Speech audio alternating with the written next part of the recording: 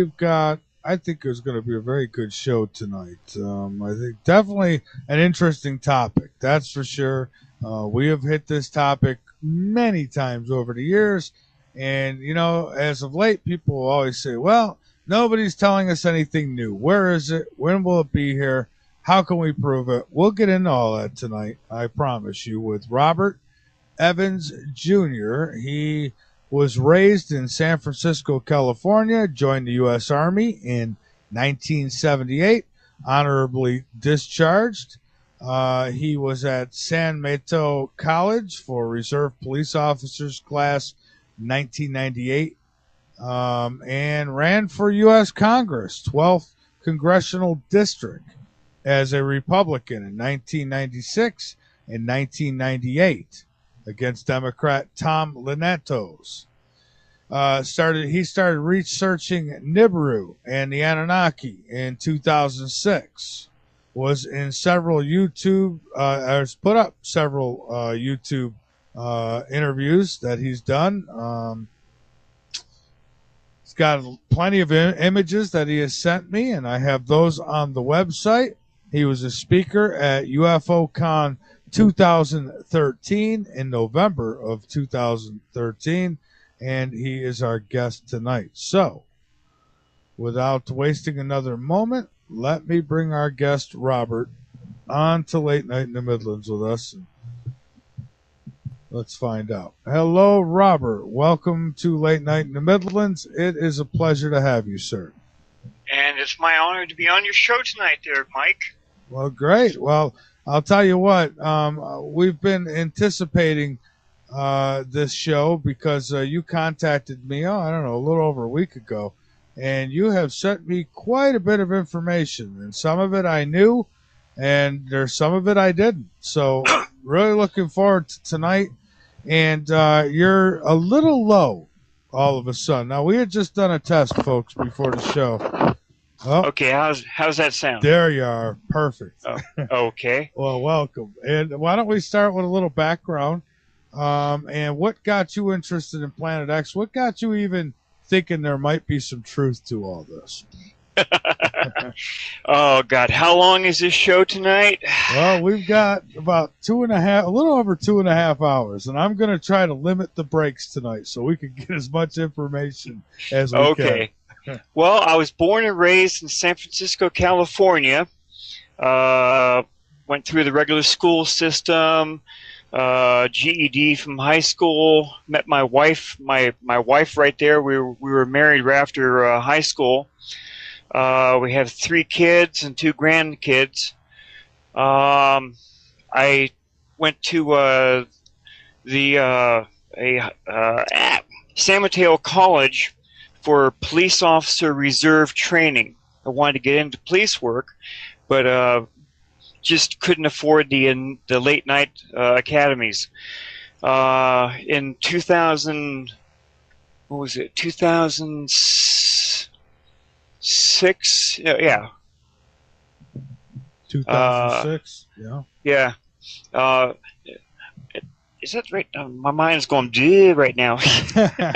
Sorry about that. Yeah, 2006 and 2008, I ran for U.S. Congress as a Republican here in the 12th Congressional District against Tom Lantos. Actually did pretty good the first time, but not too much the second time. I got over 126,000 votes. So how did I get into this stuff? Yeah. In about 2006, I started really getting interested in the YouTube videos about Nibiru is here. Nibiru is here, and they were giving sky coordinates for Google Sky Earth and for Worldwide Telescope, and I think there's 2 or 3 other free things, and I was actually looking these things right up on the internet, and everywhere it said to look for, NASA or someone else had blanked out what the whole image looked like. I'm sorry, go ahead. Oh, no, I was just clearing my throat. Sorry about that, but I know exactly what you're talking about. Yeah. and that don't make any sense to me. Even though I've had some trolls come to me and try to make up good excuses for it, it's still no Right. excuse for it. Well, I sent those coordinates, sky coordinates, into a friend of mine that's still at NASA. Can't mention his name or anything else about him. And he sent me back a DSS. This is an image of what you would physically see through a telescope. And this image is on your webpage, probably in your chat room, where you have 5, almost 6 white dots orbiting around something. Okay, that really kind of set me going here. Okay, cool, because everything I mostly had read or heard about brown dwarf stars said a brown dwarf cannot be seen unless you're using infrared or microwaves. Now, let me give you just really quick a good argument that somebody has made with me. Somebody who I've classified as a troll. Don't get me wrong, but Sure. they did bring up one good point, and that is even an object that you would need infrared to see, if it got close enough, once it got close enough, like even like near where Jupiter is, I mean, we could see Jupiter because light reflects off it. So if it got Sure. close enough, we'd be able to see it, right? Yes, and it really works for something solid that had physically come into our system. Okay. Now we're stepping into a different part here. We're going to be talking about Nemesis. NASA actually imaged a lot of this stuff back in 2007, 2008, where they actually have a infrared image of our brown dwarf companion to our sun. It's called Nemesis. Nemesis has its own little system. Its system has 7 planets. Believe it or not, it does. The brown dwarf system, being a companion to our sun, orbits around our sun over a long period of time, like 26,000 years, as it makes one complete orbit around our sun.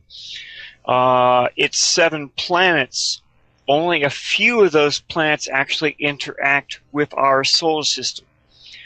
2 of them that I know of right now is Nibiru, is planet number 6, and Sedna is the outermost planet of Nemesis. Sedna has been actually being seen on several astronomy programs. I use astroviewer.com. And in AstroViewer, I took several of the images and I sent them to your show so the visitors and listeners can actually see what AstroViewer shows. It shows that Sedna has a massive orbit all the way around our system, and our system is down towards one corner of Sedna's orbit. And that's all explained when you go to YouTube and look for a video from about Nemesis, the evil twin to our sun. It's about a 50-minute video, and they go into it in complete detail. They talk about Nemesis, and they talk about exactly what the system would look like, which is a direct match for what I show in the stuff I have. Fantastic. Now I've seen the picture with the objects that you were just talking about, and that is up on the website, so everyone could go. If you're in the chat and listen page, where it's probably where you are, if you're listening, then scroll down. You'll see a picture slider, and those pictures are in that slider for you to check out. Now, how do we know what that is? What that's a picture of? How do we know? Okay. All you see in those pictures is the orbit of Sedna. Sedna has a tremendous orbit, and it's virtually round. The only thing that will give it a round orbit is if it's orbiting around something. So something is missing right in the middle of that orbit. Uh-huh. Another group made created a PowerPoint slide set of 8 slides a while back in 2009. Can't mention their name, from leaked information from NASA. And in those slides, they show the 6 planets which orbits around Nemesis, the brown dwarf. And 1 through 8 takes you from 2009 till December 21st of 2012. As of 2012, Nibiru, which was planet number 6, was only about 20 AUs. That's astronomical units, which is like from the Earth to the Sun, 93 million miles for 1 AU. And it said in there, it projected that Nibiru would be that far away as of December 21st, 2012. So if you take that image right there, put that within, I'm going to try and have that done pretty soon, and it will clearly show all 7 planets in this one system. Now I'm looking at the pictures now as they slide through, and so these graphs, who made these graphs with the orbits and such? Those were made by another group, which I can't get into because stuff was created by them. That's fine, but you know who created them, though. Yes, I do. Okay, good. And they clearly show all the planets orbiting 1 through 8. You can clearly see all 6 planets as they slowly orbit around Nemesis. Now, for them to know that as well as they could to create what they had, they got fantastic information from NASA. And the person at NASA doesn't want anyone to know who that person is. So our governments around the planet have known about this since at least 1954. President Eisenhower made a big mistake back then. He personally invited the Bishop of Los Angeles, Francis M. McIntyre, to be his spiritual advisor at a very secret meeting down in what used to be called Muroc Airfield. It's now called Edwards Air Force Base. That is where Eisenhower met with a hand-picked Western team of scientists. They met with 3 alien races they had set down. Supposedly, one was the Greys, the second was a reptilian-looking race, the third was an interdimensional race called the Etherians. Now, how do I know this? After the 2-day meeting, everyone had to sign sworn statements they would never talk about anything. The bishop went straight back to Rome and told Pope Pius XII everything he saw and heard. And there was another person there. He created a really nice letter right after he got back home. He was there with the Hearst newspaper group. I don't know if you have that letter on your stuff for the chat room. If not, they can go directly to my webpage called starshipsaroundthesun.com, and they will see that webpage right there on my front page. Yeah. No, go ahead. No, this one person, he said he was there and he saw this and he saw that. And yes, that's where the interdimensional race comes in. And he mentions a very important thing. During his time there watching all this stuff, he said he saw a solid object completely dematerialize before all of their eyes. Now, anyone who's ever done a check on that term from 1954 would clearly see that that term was never used until Star Trek came out in 1965. It was never used in any book, any TV show, nothing. So that puts some pretty good things in that one person's background there. Okay. Pope Pius XII put an archbishop over Bishop McIntyre, and they had a joint alliance between the United States and the Western countries to hold secret meetings here on Earth. They were also held in the Vatican Gardens. Some part during that meeting, the aliens warned President Eisenhower about upcoming natural disasters that would be caused because of a rogue planet and its brown dwarf star as they came into our system. They offered their help and support, all of which Eisenhower turned down flat and told them to get out. He told them basically that if they ever landed here again, we'd shoot them from the skies. So the aliens left, and something must have happened between their leaving and early 1955. Eisenhower went to Holloman Air Force Base in early 1955. His plane landed Air Force One. As it landed, it came to the end at the runway, and he ordered everything to be shut down.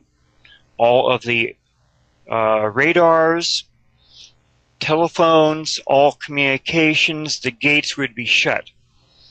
You see, the early version of the Doppler radar that we use now with our weather stuff was being just tested back in Roswell, New Mexico, at the base right there. The Doppler radar took out three of their ships, causing them to crash. One of the craft, 2 survivors were found in it. One was shot dead trying to escape. The other one was brought in for interrogation, I guess you might say, and they allowed him to play with they allowed it to play with one of the less damaged ships, and in a sense, he phoned home. The 3 large ships were seen by our astronomers approaching in somewhere around late 1953. That's where everything was set up for 54. Eisenhower went to Holloman in early 55.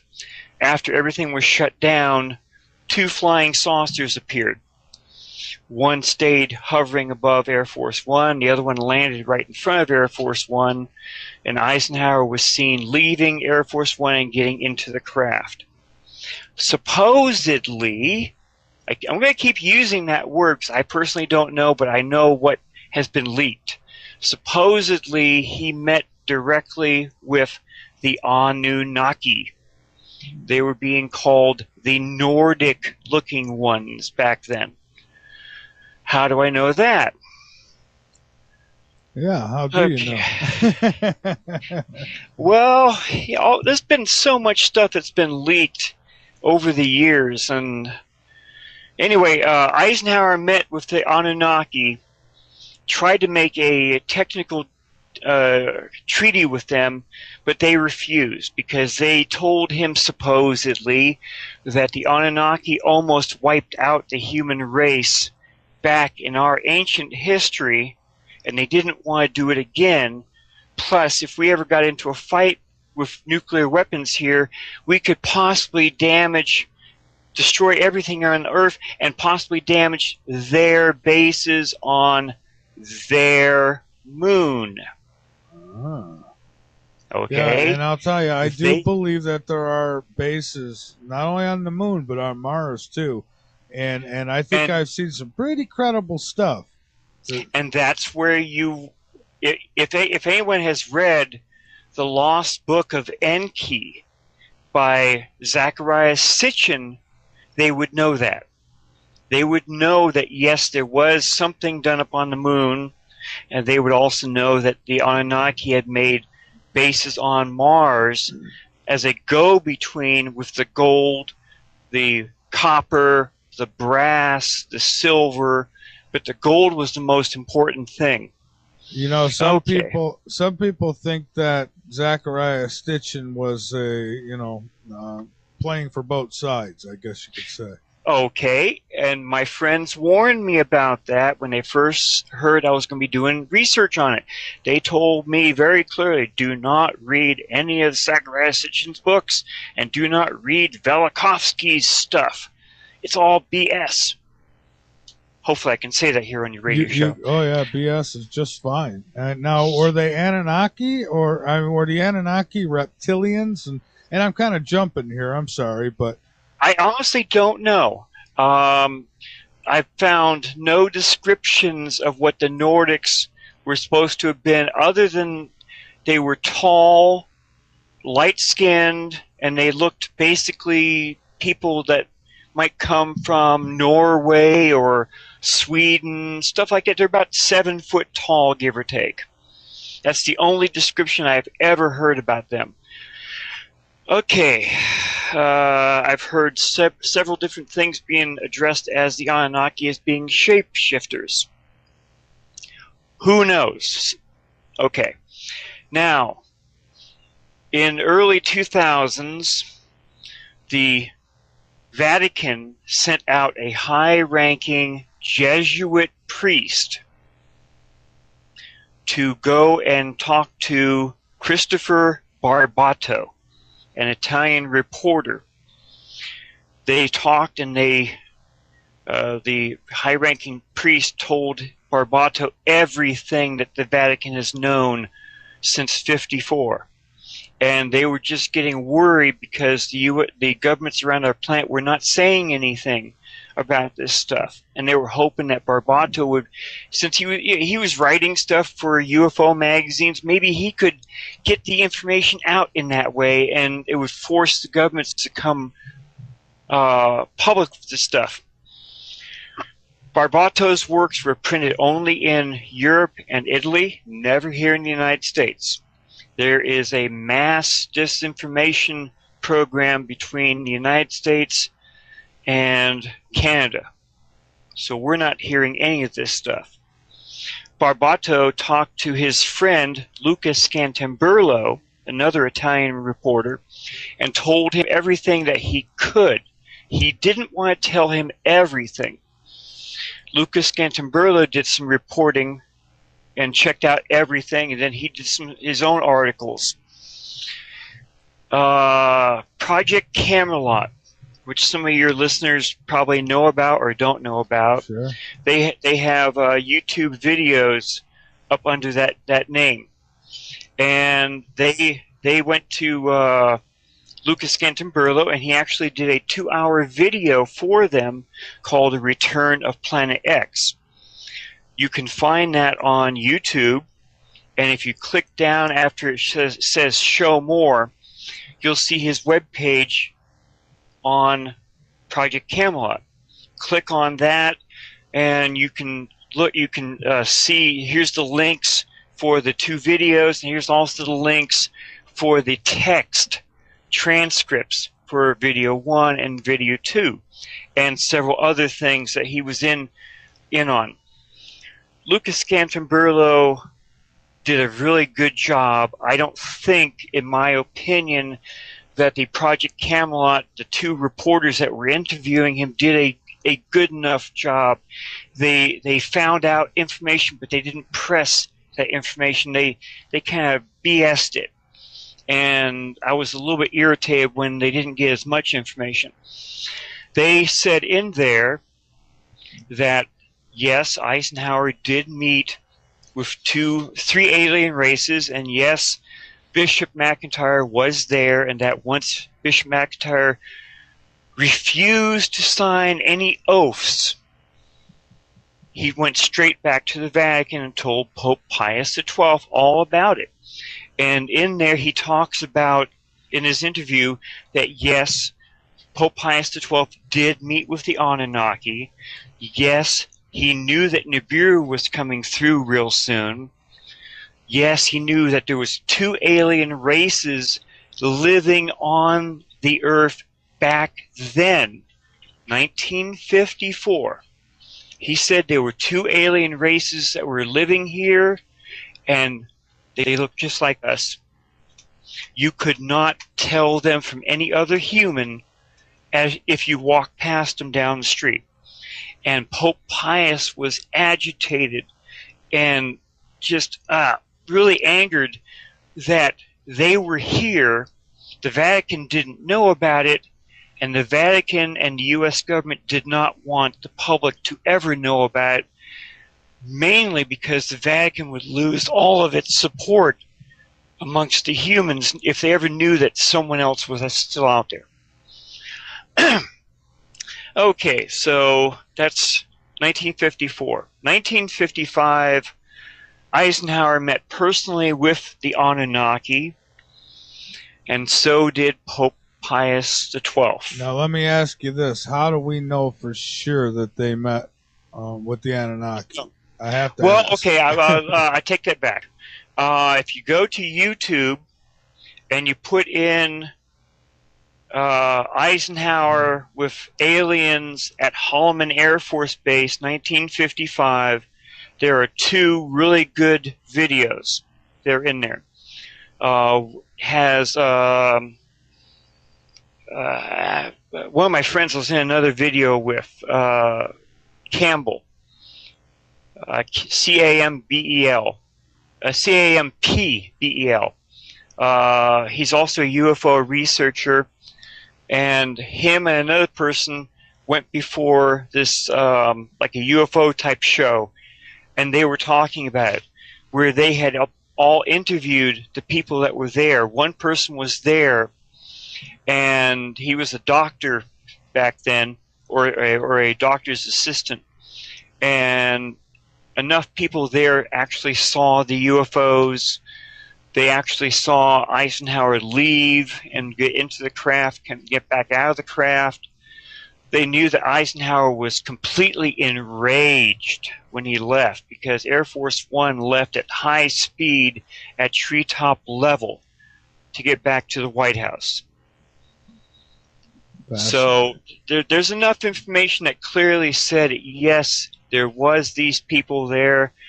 After they were done with Eisenhower, the other ship lifted off and they booked out of the base, but they picked on a lineman on a power pole that was outside the base, and they both buzzed him. He had to jump for his life, and they actually had a thing directly from him, and he saw what happened. Wait, he had to jump out of the spacecraft? Off the telephone pole. Oh, okay. Okay. See, President Eisenhower, he wanted to go public with all of this information in '54, but his hands were tied by Majestic 12. And that's mostly out of other people I've got research from, and from the leaks from the Vatican. So Eisenhower wanted to go public. So once he met with the Anunnaki and he found out that they still claimed the moon as theirs, he was so angered that supposedly, again, when he got back to the White House, he ordered that anything about aliens, flying saucers, were to never be mentioned in the White House ever again. And he handed the entire alien UFO stuff over to MJ-12.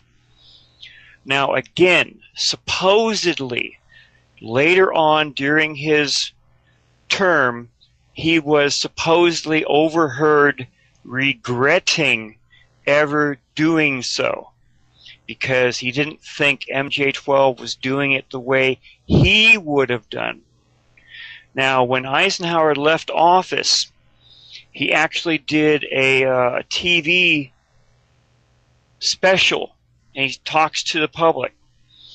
And in that TV special, he is hinting very strongly that the public never trust the big businesses and the military because of their connections with the MJ-12, or what other people call the other government, the outside government. The secret government. The secret government. Now, again, there were very strong rumors that were put into writing. I've seen them on I don't know how many different web pages that supposedly President Eisenhower spoke privately with incoming President Kennedy and told him too much stuff. Supposedly, early in Kennedy's presidency, he went directly to a lot of the military bases and refused to talk to the officers, but talked to the enlisted men about what was going on there. Now, the BBC did an article about 10 years ago, give or take, about was President Kennedy actually killed because of his knowledge about some of the alien stuff. I think it was a combination of things, but yeah. And they actually had 2 documents that they got from our government basically saying, I want this stuff on my desk before I get back from Dallas. And the dates were 10 days before he was assassinated. You know, now, do I know this personally? No, I do not. Am I speculating? Yes, I am. Well, yeah, and there's always going to be some speculation. But, you know, what strikes me kind of crazy is that it's my understanding he was warned that he should take a different route. And you know, it pretty much was tipped off that something could happen. He didn't care. He did it anyways. Yes. I've talked to a lot of people that said virtually the same thing. Okay, how did all this stuff start out? Well, after I did my research was basically what happened here on Earth 3,600 years ago. Okay, you had the Exodus, supposedly, but you also had the ancient volcano of Thera, which is now called Santorini, erupt back then, virtually wiping out the entire island. Okay, so you've got that, you've got this. Went to China. Mozai, M-O-Z-I, in his book 5. You can go on to Google and you can search Mozai book 5, and it'll take you directly to his ancient writings, which have all been checked, they've all been transcribed into English or whatever language you need. And in his book 5, about halfway down, he talks about 3 gods came to China. And this was a time well before the first emperor. See, the first emperor, he tried to destroy all of the ancient documents before him and said he's the first emperor. And that's kind of strange too, because it seems like every country or what have you, there was some evil ruler who wanted to destroy all the books. Exactly, and he came very close to doing so. And Mozai's works were found, they were translated, and they're up on the internet. So book 5, about halfway down, tells about 3 gods who came to ancient China, and they align themselves with one of the warlords. And to punish the other warlords, they made sand fall from the sky for almost 10 days. Forests were set on fire. They had a massive time of heat and cold. And all this stuff was done in China. And everyone just bowed down to that one warlord. Now, going even further back in Chinese ancient history, and you can check all this stuff on Google, there was an emperor, Yahoo, Y-A-H-O-U. Oh, yeah, Yahoo. When I saw that, I says, well, that's kind of strange. And now we have Yahoo. Oh, my God. Yes, and this emperor talks about how a thing showed up in the sky, and the oceans topped the high Chinese mountains. And for 13 years, all the people that survived in China were ordered to drain the salt water from the high mountain valleys all the way down to the rivers and out to the oceans. It took them 13 years. And then he sent 4 teams. They had to look for where was north, south, east, or west. And they had to make a brand new calendar because the days had shortened. So there's plenty of ancient records that are still around. Okay. I found out all that stuff, and then I went and read Lost Book of Enki and Velikovsky's stuff. And it nailed it. Nailed it down, but good.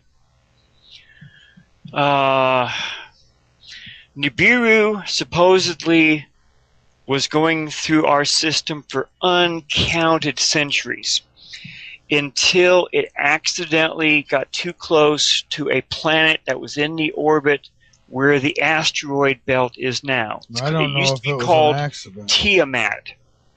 And one of Nibiru's moons... I'm sorry, go ahead. Oh, no, I was just saying, I was like, well, I don't know if it was an accident or not, but... Well, according to the Lost Book of Enki, and because my research, I just jumped right in line with Zachariah Sitchin. Lost Book of Enki tells it very clearly that during one of these very, very, very rare occurrences, the 2 planets got too close to each other, and Nibiru, one of Nibiru's moons smashed into Tiamat, breaking it into basically about 2 pieces. Small amount became the asteroid belt. The larger amount was kicked into a lower orbit, which is where the Earth is right now. One of Tiamat's moons followed what was left of Tiamat and became our moon right now. That is why the Anunnaki claim it, because they know how it happened and when. Okay. So they came here to Earth basically about 450,000 years ago. They were looking for gold to fix their atmosphere because it does a certain thing to the atmosphere. So they came here, they found it, but the Anunnaki did not like working with their hands here on Earth to dig up all the stuff. So they decided to create a worker race, not a slave race. Very clear, Lost Book of Enki says, under Anunnaki law, slaves were forbidden. So is that where this particular information comes from? From the book? Yes. Okay. The Book of Enoch, tablets 9 and 10 go into great detail about how they were here on Earth, and because of a very rare alignment in our system of the 7, from the Earth out to Pluto, it altered forever Nibiru's flight path through our system, bringing it closer to Mars, also bringing it closer to the Earth the same way. The first time it went through, it caused a tremendous amount of damage. The second time it came, it was going to be coming through. The Anunnaki knew, because of their scientific stuff and because of all the stuff they put down in the cold white lands, which we now call Antarctica and South Africa, they knew that the second time around was going to cause great damage here on Earth. So the leaders, Enki, Enlil, Anu, which is the king of Nibiru, and their half-sister, which I can never pronounce her name correctly. They knew exactly what was going to happen. And they didn't want the Iligi, IGI, the ones that came down from Mars to Earth in the Lost Book of Enoch. they took the 200 females and kept them as wives. And the Nephilim were their children, the hybrids. Those were also what in our ancient history were called the gods. The gods, yeah. Roman and Greek mythology, they knew the Nephilim.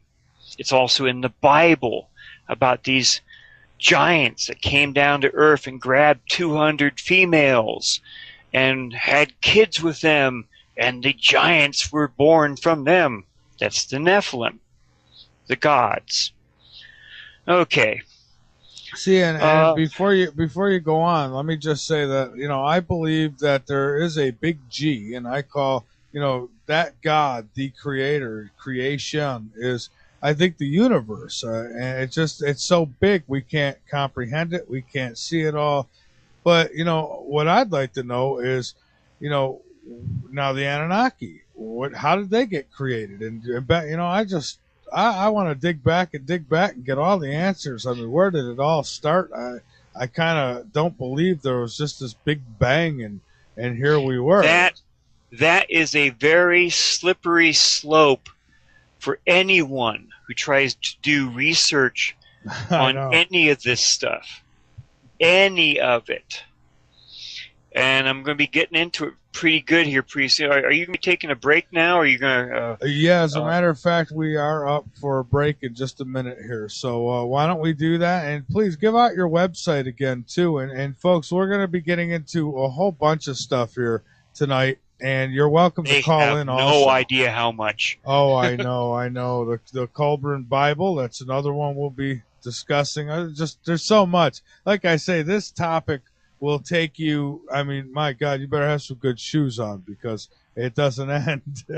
But hang on with us, and we'll be back in just a moment. Folks, my guest tonight, Robert Henry Evans, Jr. Starshipsaroundthesun.com, and they can click on the photo section, and you have at least 20 pictures right there out of over 3,000 images I currently have. Okay. Don't want to get you too tied up here for just ancient history, but the Anunnaki are clearly in our ancient history. The Anunnaki, people did many wall covering type things, nicely carved out to show them. You probably have seen them every once in a while on Ancient Aliens, some of the other shows. There's one image, which I didn't send to you, and I'm sorry I didn't, of an Anunnaki carved onto this one piece, and he's pointing towards something up in the right-hand corner. But right on his chest is a beautiful cross, and it's a special-looking cross. And I had to research the heck out of that, and it's called Cain's Mark. That's what it's called. It's called a cross within a circle, and it has a certain shape and everything to it. Oh, all right. That is somehow linked to the Vatican. Back in the 1100s, the Vatican told the people that became the Templars and the Hospitallers to use this certain image on their shields and on their clothes. So they went to Jerusalem, they went digging around, and about 8 years later they came racing back to Europe, and they were extremely wealthy. They found something there in Jerusalem, call it the chalice, the any of the different things you might think of from religious type. My mind's going blank on a couple of names right here. The Grail, the Holy Grail, and some other stuff. They became exceptionally wealthy, and their knights went around, did this, did that, did that. They went down to Malta, which is my wife's parents' place of birth. We just recently went there early June. That's why that cross, Maltese cross, was stuck in my head. So when I saw this wall carving, I said, whoa, that just like I know what that is. So I went and researched it down, and the Knights Templar and Hospitallers spread that all around in Europe there, the different groups. And as it turned out, from the Hospitallers, the Templars and the Hospitallers, other groups were formed. The Illuminati, the Rosicrucians, the Freemasons. And then it takes you off into a completely different, but talks more about what that, in my opinion, the Grail is a bloodline. And that's what so many shows have been talking about one way or the other. Is it a bloodline or is it actually the Holy Grail? Okay. My opinion, it's a bloodline. It's the Anunnaki bloodline. Would that be, you think that would go right with queens and presidents and all that? Yes, it would. Also with Oak Island. Because all the Templars were not killed. Some of the shows say, they were all killed, don't worry about it. No. Some of the Templars went to other countries which were against the Vatican, and they became part of their knights. Or they went to Scotland and actually helped the Scots get their first freedom with William Sinclair. At that one church, St. Clair's Church over there in England. Okay, so I know that that's there, because I've had to research the holy heck out of it. So all this stuff goes down to basically around 1558 to 1600 BCE. What happened then? Well, you had the Exodus. The Bible's never pinned down a date. I have. The Colburn has ancient manuscripts which were hidden up until the 1100s AD. And in there, they have other accounts from an Egyptian scribe, a highly trained Egyptian scribe called Ipuwer, I-P-U-W-E-R. And in there, he tells exactly what happens during the exodus of the slaves and evildoers. Because during that time, the destroyer was in their skies for almost 10 days. The ancient Egyptians called the destroyer and also the doom ship, otherwise Nibiru. It rained fire from the sky, it did this, it did that, it caused these plagues to happen, and oh, by the way, rocks falling from the sky caused the destruction of the palace of the Pharaoh and killed his firstborn. So are you then saying that Nibiru and Planet X are two different entities? Because if you are, no. Well, because I got to thinking maybe Nibiru was like letters on the side of some giant mothership. No. And that has been part of the misrepresentation and misunderstanding all this. Nibiru is the planet of the crossing. Now, if you put the Nemesis brown dwarf interacting with our system, with Nibiru coming through between Mars and Jupiter, it makes sense. Being called the planet of the crossing. Right. It crosses over into our system and then leaves. Right. But at the same time now, if you think back, thousands of years ago, even let's say 3,600 years ago, people, maybe something the size like of a Star Wars Death Star, if you will, something like that. Maybe to them, it might have looked like a planet. So, And that's entirely possible. I just know that they called it the Destroyer. And they had been calling it the Destroyer for thousands of years before 1558 BC. Well, that's what's important, the fact that it's called the Destroyer. I'm sure it's got its name for a reason. Yes. And all this stuff is happening, but it's nowhere in Egyptian history. And why is that? Because The Hyksos were in charge of Upper Egypt from the 12th Egyptian dynasty to the end of the 17th Egyptian dynasty. They were kicked out somewhere between 1558 and 1600 BCE, and the first Egyptian pharaoh to reunite Upper and Lower Egypt was Ahmose I. And this is a name that's not even Egyptian. It's almost Hebrew. Ahmose, or Ahmoses, which is getting some other stuff put in here too. I have to try and stay away from all the other stuff just to see if I can tell the story here. Okay, during the time of all this major stuff that's happening, the slaves and evildoers and a huge amount of Egyptians took off out of what's called Avaris, which was their the Hyksos capital. And for 7 days they walked up towards the Mediterranean, and they were stopped at a saltwater marsh. It was too deep to go through, and they knew Pharaoh was coming after them. And Pharaoh did go after them. Pharaoh grabbed all of his troops and took off, went from town to town. Each town had been looted. All the records were smashed. Granaries were looted. Everything was just complete turmoil. So he followed. These slaves and evildoers were coming back.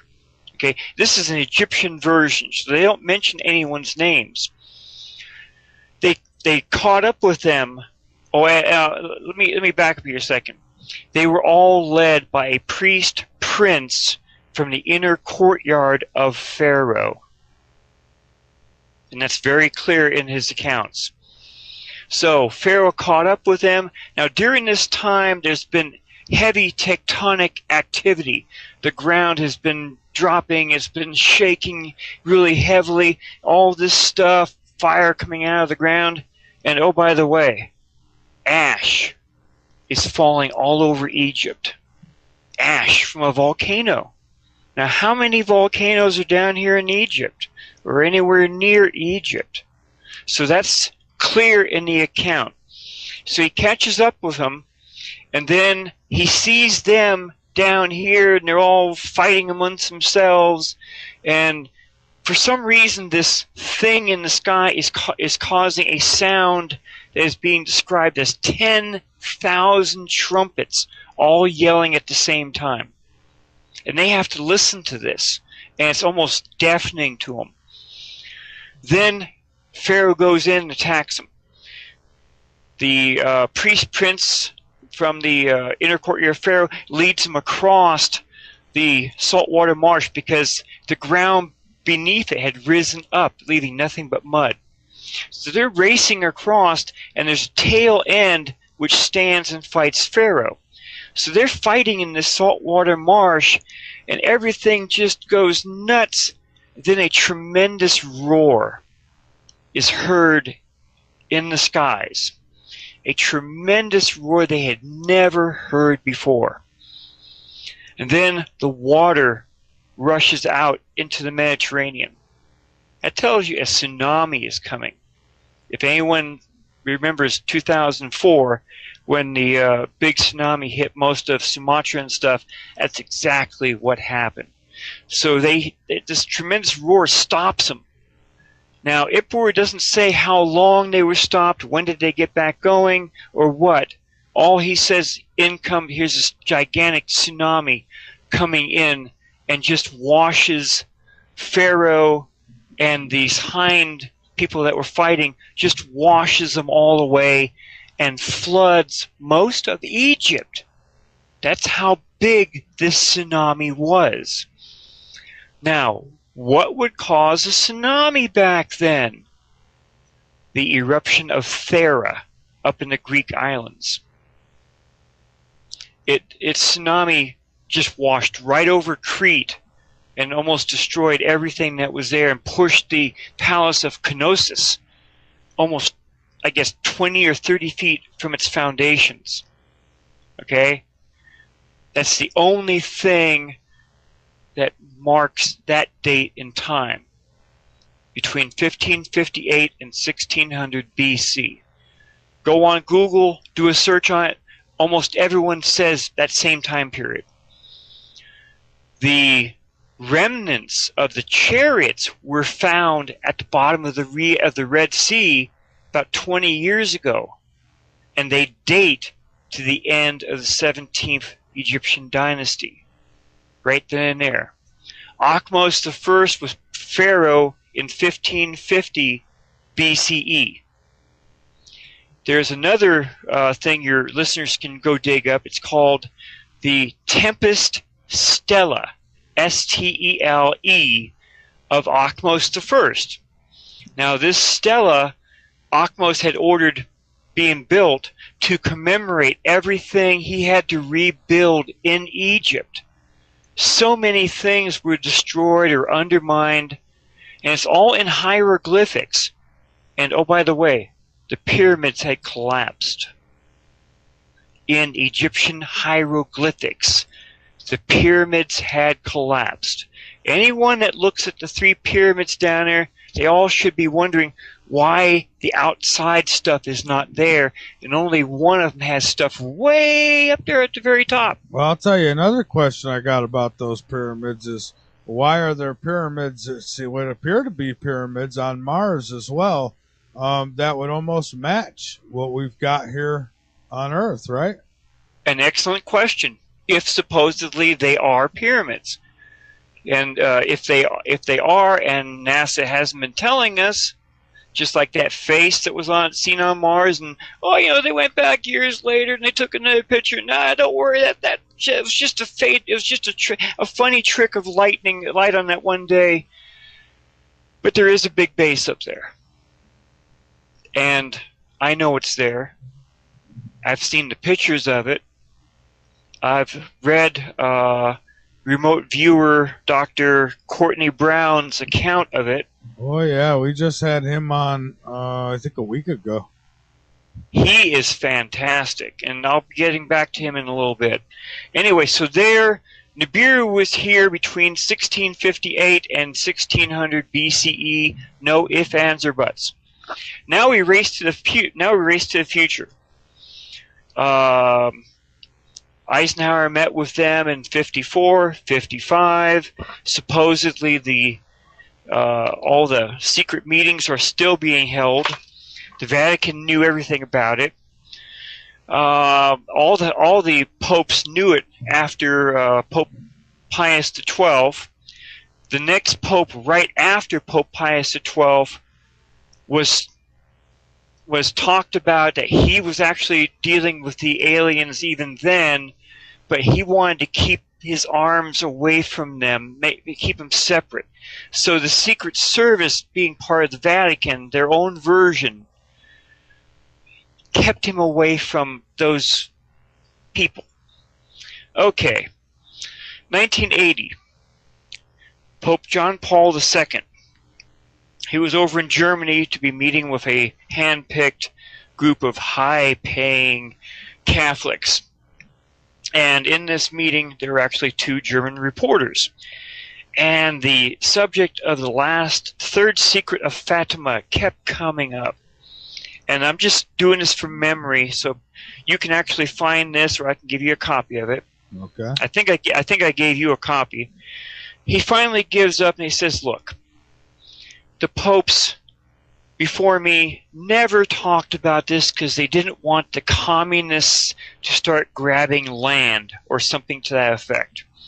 But what if it is in writing? And this is from Pope John Paul II in 1980. What if it is in writing that the world's oceans would cover the continents, killing millions within minutes? Why talk about it? And he goes on to say you have to do prayer, doing this. He says the prayer would help alleviate some of the problems, but they will not stop it. Yeah, and I've seen that, so I know I can confirm what you're talking about. Okay, 1983. NASA knows where and when to look for Nibiru. They send out their first infrared satellite, and it goes exactly out to a certain area, and it knows exactly where to look, and it finds it. It finds a heat signature which is between 4 to 8 times the size of the Earth. And someone at NASA says, hey, let's do a news conference real quick. We don't have to talk to those upper people. So they do a news conference, and they tell several different major papers, and they, boom, it's right there. Several days later, NASA says, no, that wasn't what happened. Don't worry about it, guys. Sorry, we made a mistake here. We didn't see anything out there. So it was all retracted. It always is, right? Yes, but in private scientist type stuff, here's this little part here saying we've sent these 2 probes out, and they're being diverted to look for this, and it's actually showing Nibiru and its dwarf star, and it's showing all this different stuff, and it was shown in different things that were just leaked over the years. Okay, NASA put up several different groups to work on this stuff. One of the famous scientists was Robert S. Harrington from the Naval Institute, and he led his own group. I don't have the names of all the people that were in his group, but I have some possibilities. And the two... Okay, Robert S. Harrington had a falling out with NASA. It's very clear. And he was going to go public with everything he knew. He knew that Nibiru had its own orbit, not an elliptical orbit, which everyone else has been hearing around stuff. And he knew that the ecliptic angle of Nibiru coming through our system was between 30 and 40 degrees, or something around there. So he knew all that from his own research, stuff NASA was giving him. So just before he was getting ready to do his news conference in the, I think it was 1992, he died suddenly from a very rare form of cancer that no one ever heard he knew about. Just like the movie 2012, when the dude from the Louvre was killed accidentally or deliberately before he was going to hold his own news conference. See, Hollywood has been dropping hints for a long time now. A very long time. See if maybe some of your listeners know about that. So he's killed, but in the mid-90s, Area 51 designs and builds with alien help. This was all on that transcript from Lucas Scantamburlo with the Project Camelot videos. They built a very advanced space probe.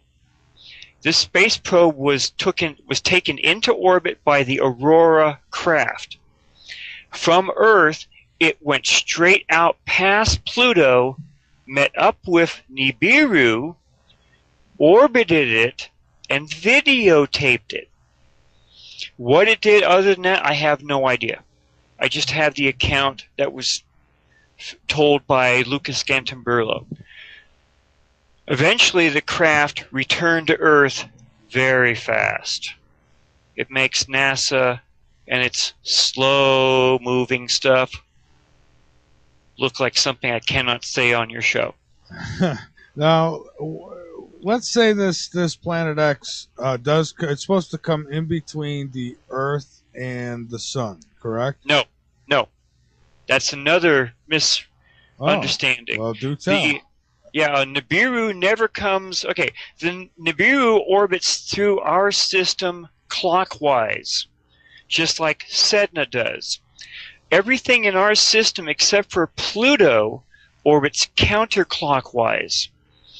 So Nibiru comes in right between where the asteroid belt is. It never comes any closer to the Earth than the asteroid belt. But according to the Lost Book of Enki, it has a very intense gravitational pull and a very intense magnetic field that it sends out. A pull and a push, I'm sure. Yes. So Nibiru, since it comes through at an angle, it goes down below our sun and comes up from below. It then goes back out about the same space between the asteroid belt. So what we would see is just exactly what is being told in Tablet 9 and 10 in the Lost Book of Enki. The Anunnaki knew that Nibiru was going to be coming up from below our system, and they were watching for it because they knew what it would do, or they had a good enough idea of what it would do. And as Nibiru was starting to be seen as a red star or a reddish-looking planet in the southern regions of the Earth, they knew that the higher Anunnaki, not the IGIs that had come here and did all their damage, but they were all going to go up to their spacecraft and get off the Earth. See, Enlil knew exactly what would happen, but he thought he had a good idea here to not only erase the humans, and he had a racial hatred against the humans, even though he married one and had sex with several, just as Enki and a whole bunch of the other Anunnaki did. He had a racial hatred against us. Very clear from the Lost Book of Enki. Nice. So he wanted nothing to be told to the humans or anyone else, and he made Enki, their half-sister, swear to it. Enki went beyond his bounds and went to what's now called Noah. And that's the other account I sent to you. That's also found in the Kolbrin, telling how Noah was told through a reed, a wall during and he thought it was a dream, supposedly, and told him exactly what to do and where to build the ship. Now, just like in the movie 2012, he knew that the ship had to be built way up in the mountains because the water would come up to them. And all the dimensions are exactly as everyone has found in the Bible. Cubit by cubit. No ifs, ands, or buts. But he details very clearly how the ark would be built. It has 3 decks. The heavier animals were on the lower deck. Birds and bird fowl type were on the second deck. And each deck was divided between, so, making it like 6 decks right there. The third deck had the king, his personal family, and it just goes right down the line telling he had this person, that person, all the way. Each craft that they could do, making beer, making this, making that, dancing, God knows what. They grabbed one person that was a specialist in all of this, and they were to be on board the ship. They also allowed to have the last, I think it was 6 strangers that were anywhere near the ark before they closed the doors. The next day, the destroyer, just as in later in time during the Exodus, the destroyer appeared in the skies and everything shifted. A geological pull shift. So if it's at the asteroid belt, if it gets that far, are you saying that it's big enough where you won't be able to mistake it in the sky still? You'll be able to see it. Now, why hasn't it done damage every single time it's come through? It's a fluke. It has its own orbital speed as it goes through, and one orbit in the Lost Book of Enki is called 1 Shar. With us, it's 3,600, between 450 to 600 years. As it swings through, it has a slow enough orbit. Our orbits are fast as we go around counterclockwise around our sun. So just like Marshall Masters He's put out several videos. If your listeners have ever gone to his site on YouTube, special videos. Okay, here's the hot shots. Okay, if we are far enough away from Nibiru when it swings through, we might hardly get any damage. But if in our orbit, if we're nearer to Nibiru, as it's up there by Mars, we're going to get the bleep kicked out of us. Well, I think we would anyways, because it would probably pull a lot of crap out of that asteroid belt. It probably does. It probably has done some damage. The account back in back during the Exodus was fairly bad as it was. All of ancient Egypt was basically flooded. The Aztecs, they ran for the high hills, and only the ones that were up in the high mountains survived. Who knows what it did around the rest of the planet? It would, Solon, ancient Solon, the Greek philosopher, he went and talked to the ancient Egyptian priests, and they told him that this stuff had happened many times in their ancient history, but each time it wipes out most of the humans, and they're all put back to zero because they have to learn how to read and write again. And only the ancient Egyptians had enough knowledge and ways of keeping that knowledge that they stayed above everyone else. So, okay, yeah, all this stuff's been happening, and the accounts from Ippur and from the Kolbrin are very clear what has happened. Now we jump to about 1983, somewhere just past that, about 87. They're building the deep underground military bases, the DUMS, over in Norway. And one of the chief engineers, and I sent you the stuff from this, and anyone else can find it, or they can contact me, and I'll send it to them myself. They're building these giant DUMS underground, and they have enough DUMS to have all of the elite Norwegian people safe, and they built them all because Nibiru was coming. Very clear. That's also why, has anyone ever heard of the Doomsday Seed Vault? 60 Minutes did a nice thing on it years ago up there in Smalvard, Norway. Every seed for every plant, food and not, is being stored there in a massive seed vault. It's my understanding that there's actually two of them, one on each side of the globe. There are more than that. I'm sorry, Michael. Oh, you're probably right. If I know of two, there's probably 15. and that's because after Eisenhower talked to the Anunnaki, I'm quite sure he went digging through ancient history, and he found all these accounts. Okay? So they knew that when Nibiru was in the sky, everything that grew on vine, orchards, or anything was burnt to a crisp.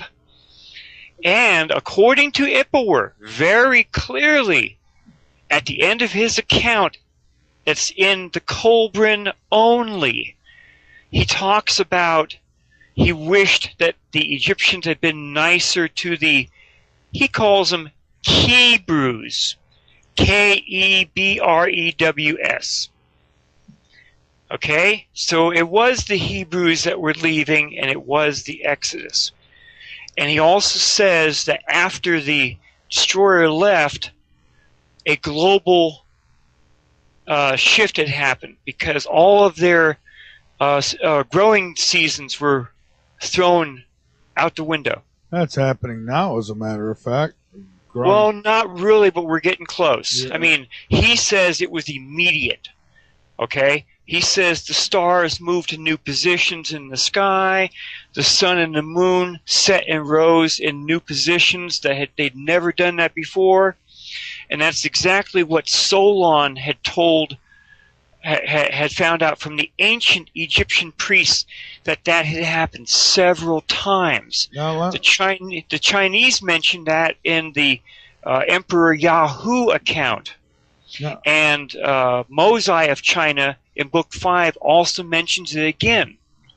So, yes, we have these dumbs all around the planet. Oh, we do. But let me ask you this quickly: how do we know that they were? I mean, obviously they were describing what they were seeing, so that's a given. It happened. But how do we know that they weren't just, it happened then and it won't happen again? They don't. Except if you go to any astronomical program and you look down at the rotation of our planets, the Earth is rotating counterclockwise towards where Nibiru will be swinging up. Now, yes, Nibiru doesn't come any closer than between Mars and Jupiter, but there will be extreme gravitational and magnetic effects because of it. That's why they built all these things deep underground, so the elite, just like in the movie 2012, with their arcs, they'll all run underground. And they supposedly will survive down there for several months. And supposedly the idea is that if there are any survivors, they will start rioting amongst themselves, and they'll kill almost all of themselves amongst that. During that. And any survivors, once they come up, will be put into FEMA camps.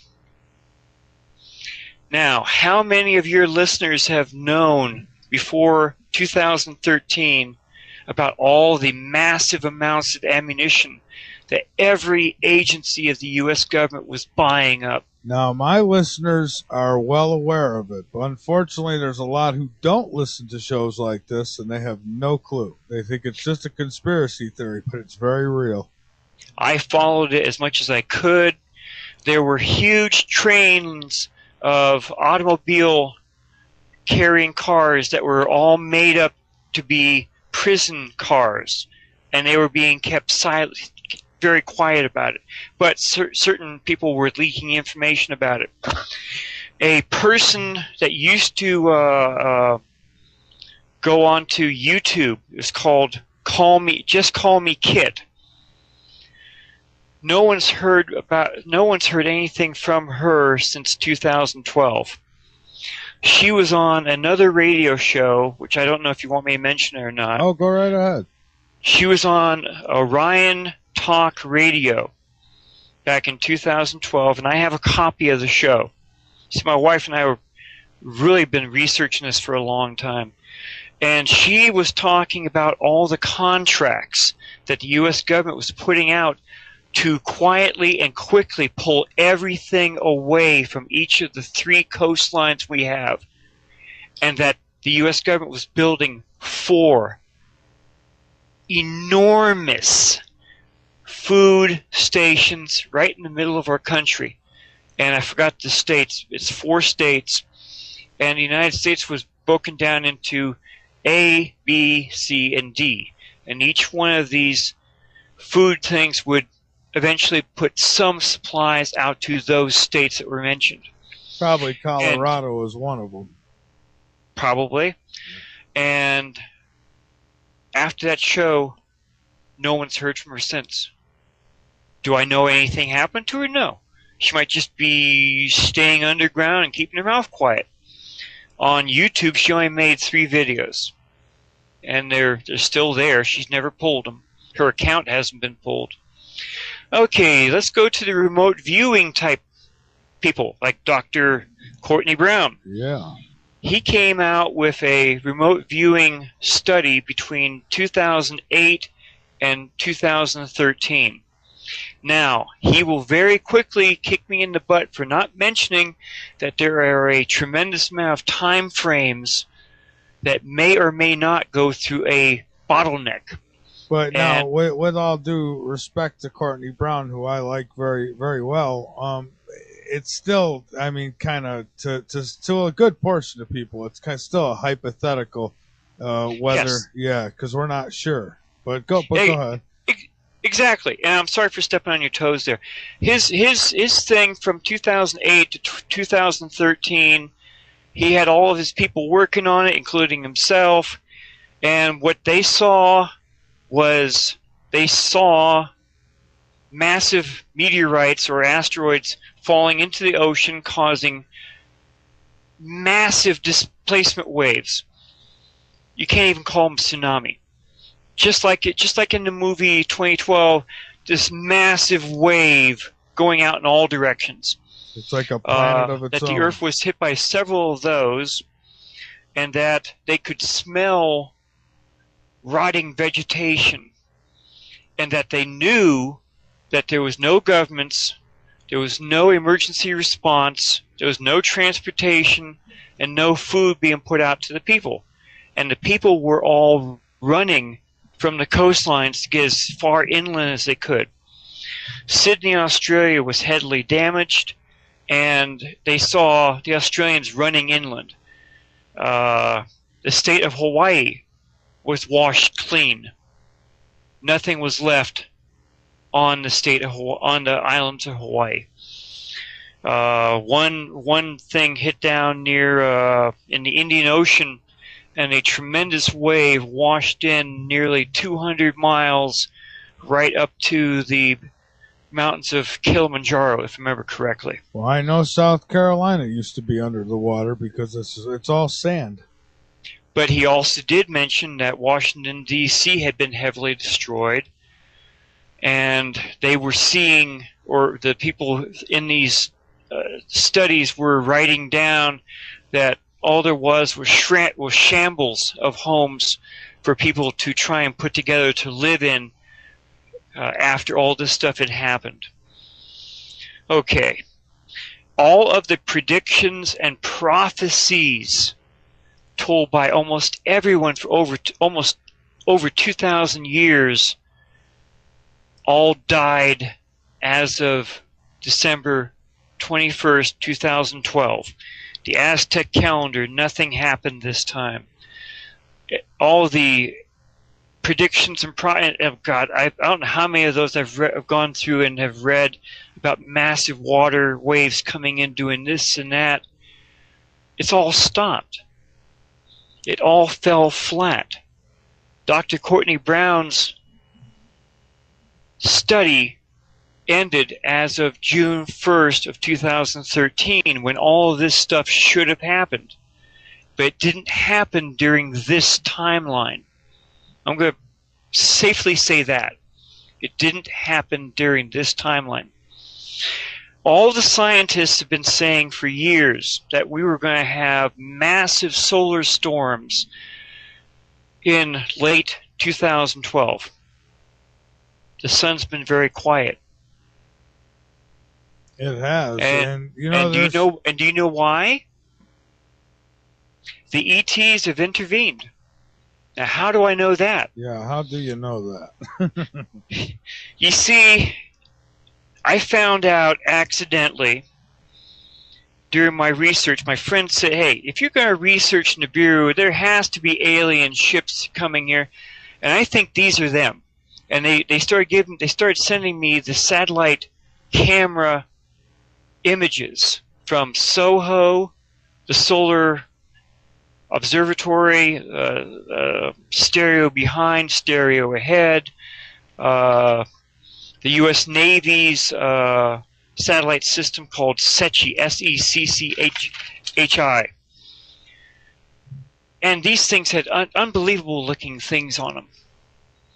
What were these images that were being seen by these cameras? Now, the SOHO satellite is 4 times the distance of the Earth out in space away from the Earth. It's in a Lagrange point, and it always looks at the sun. The first images I got from there were 1998. And here's this. Nothing more than a classic flying saucer was heading straight towards the cameras. And it barely missed it. And then I started seeing these other huge images. I just couldn't make them out. And they were just massive looking things. And I had a friend, my wife and I had a friend, who said he was a photo analyst, and he worked down here in California at Moffett Field. Well, there's nothing around Moffett Field except for NASA. He never gave me his name, and he wanted to look at some of the images. And this big image that's very clear reminded me of someone else. Over in what's now Iran, used to be the Zoroastrian religion. And several thousand years ago, they started carving this massive wall carving, and they called it the Ahura Mazda. And anyone who's ever looked at these wall carvings, it's AUH-MAZDA, Ahura Mazda.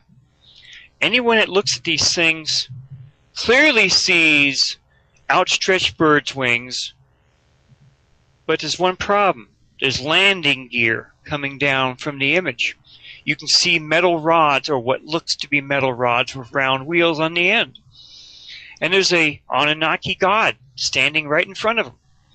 And they clearly say it's an Anunnaki god. His name is Ahura Mazda.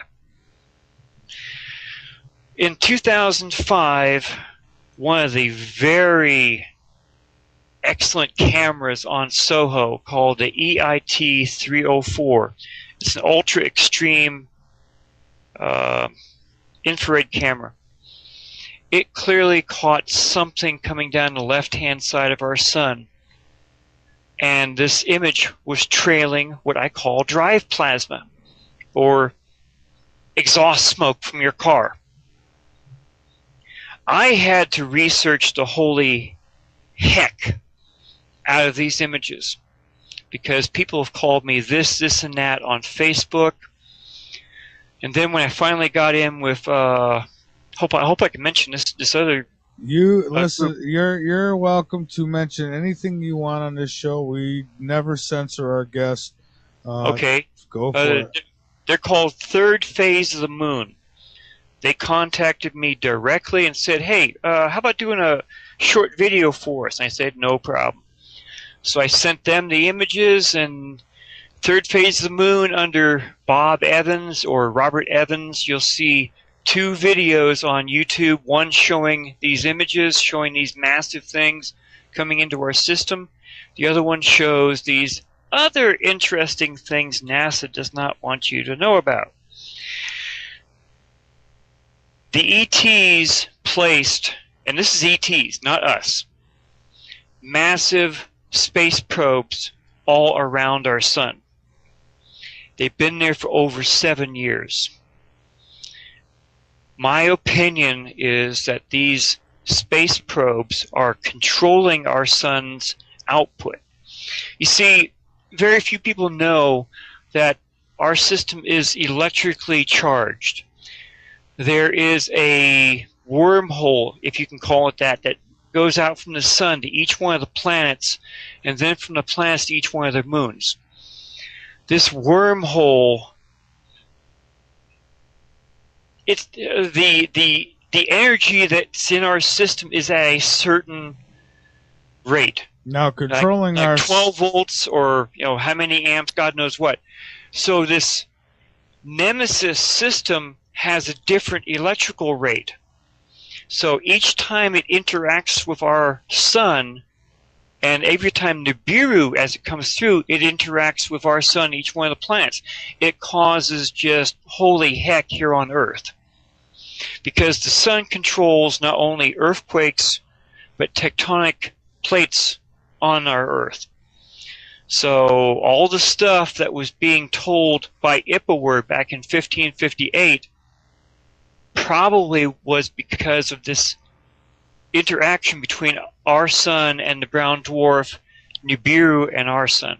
That's a pretty tall order now to be able to actually control the sun, isn't it? If you were that advanced, I don't think so. But ever since those things have been seen around our sun, we started having problems. And now, is this the interaction between all this stuff? I don't know. Other people say yes. we've had mass animal die-offs that continue around the planet. They went all around the world. Mass animal die-offs, this and that, even things deep underwater, all the way to everything that flies and everything that crawls or walks on the planet. We've had a higher than normal volcanic activity rate going on around the planet. We've had different volcanoes. Here in the United States, the Long Valley caldera down near Los Angeles has been really ticking up with the tremors lately. Tremors around Yellowstone? No, my mind's going blank right now. Let's just say some big volcanoes. The big park up in Montana. What's that big park? Oh, yeah, Yellowstone.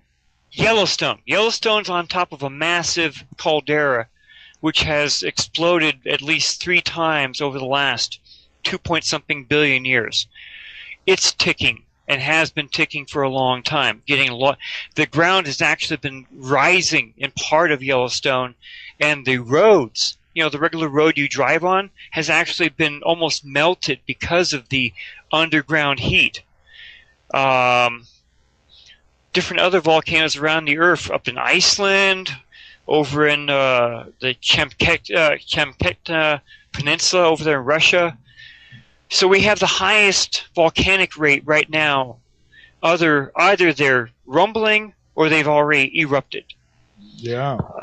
Tectonic plate problems. That's all part of the earthquake type stuff. Let's hold off there on tectonic plates. We'll come back and we'll pick back up there. We do need to take I am working on the new website, and obviously I had to stop because, well, here I am. So we'll get that fixed up hopefully by tomorrow. We should be all squared away with most of what needs to be done there, which is most important, getting everything linked up and certainly getting the chat and listen page up over there because, well, what good is it without that?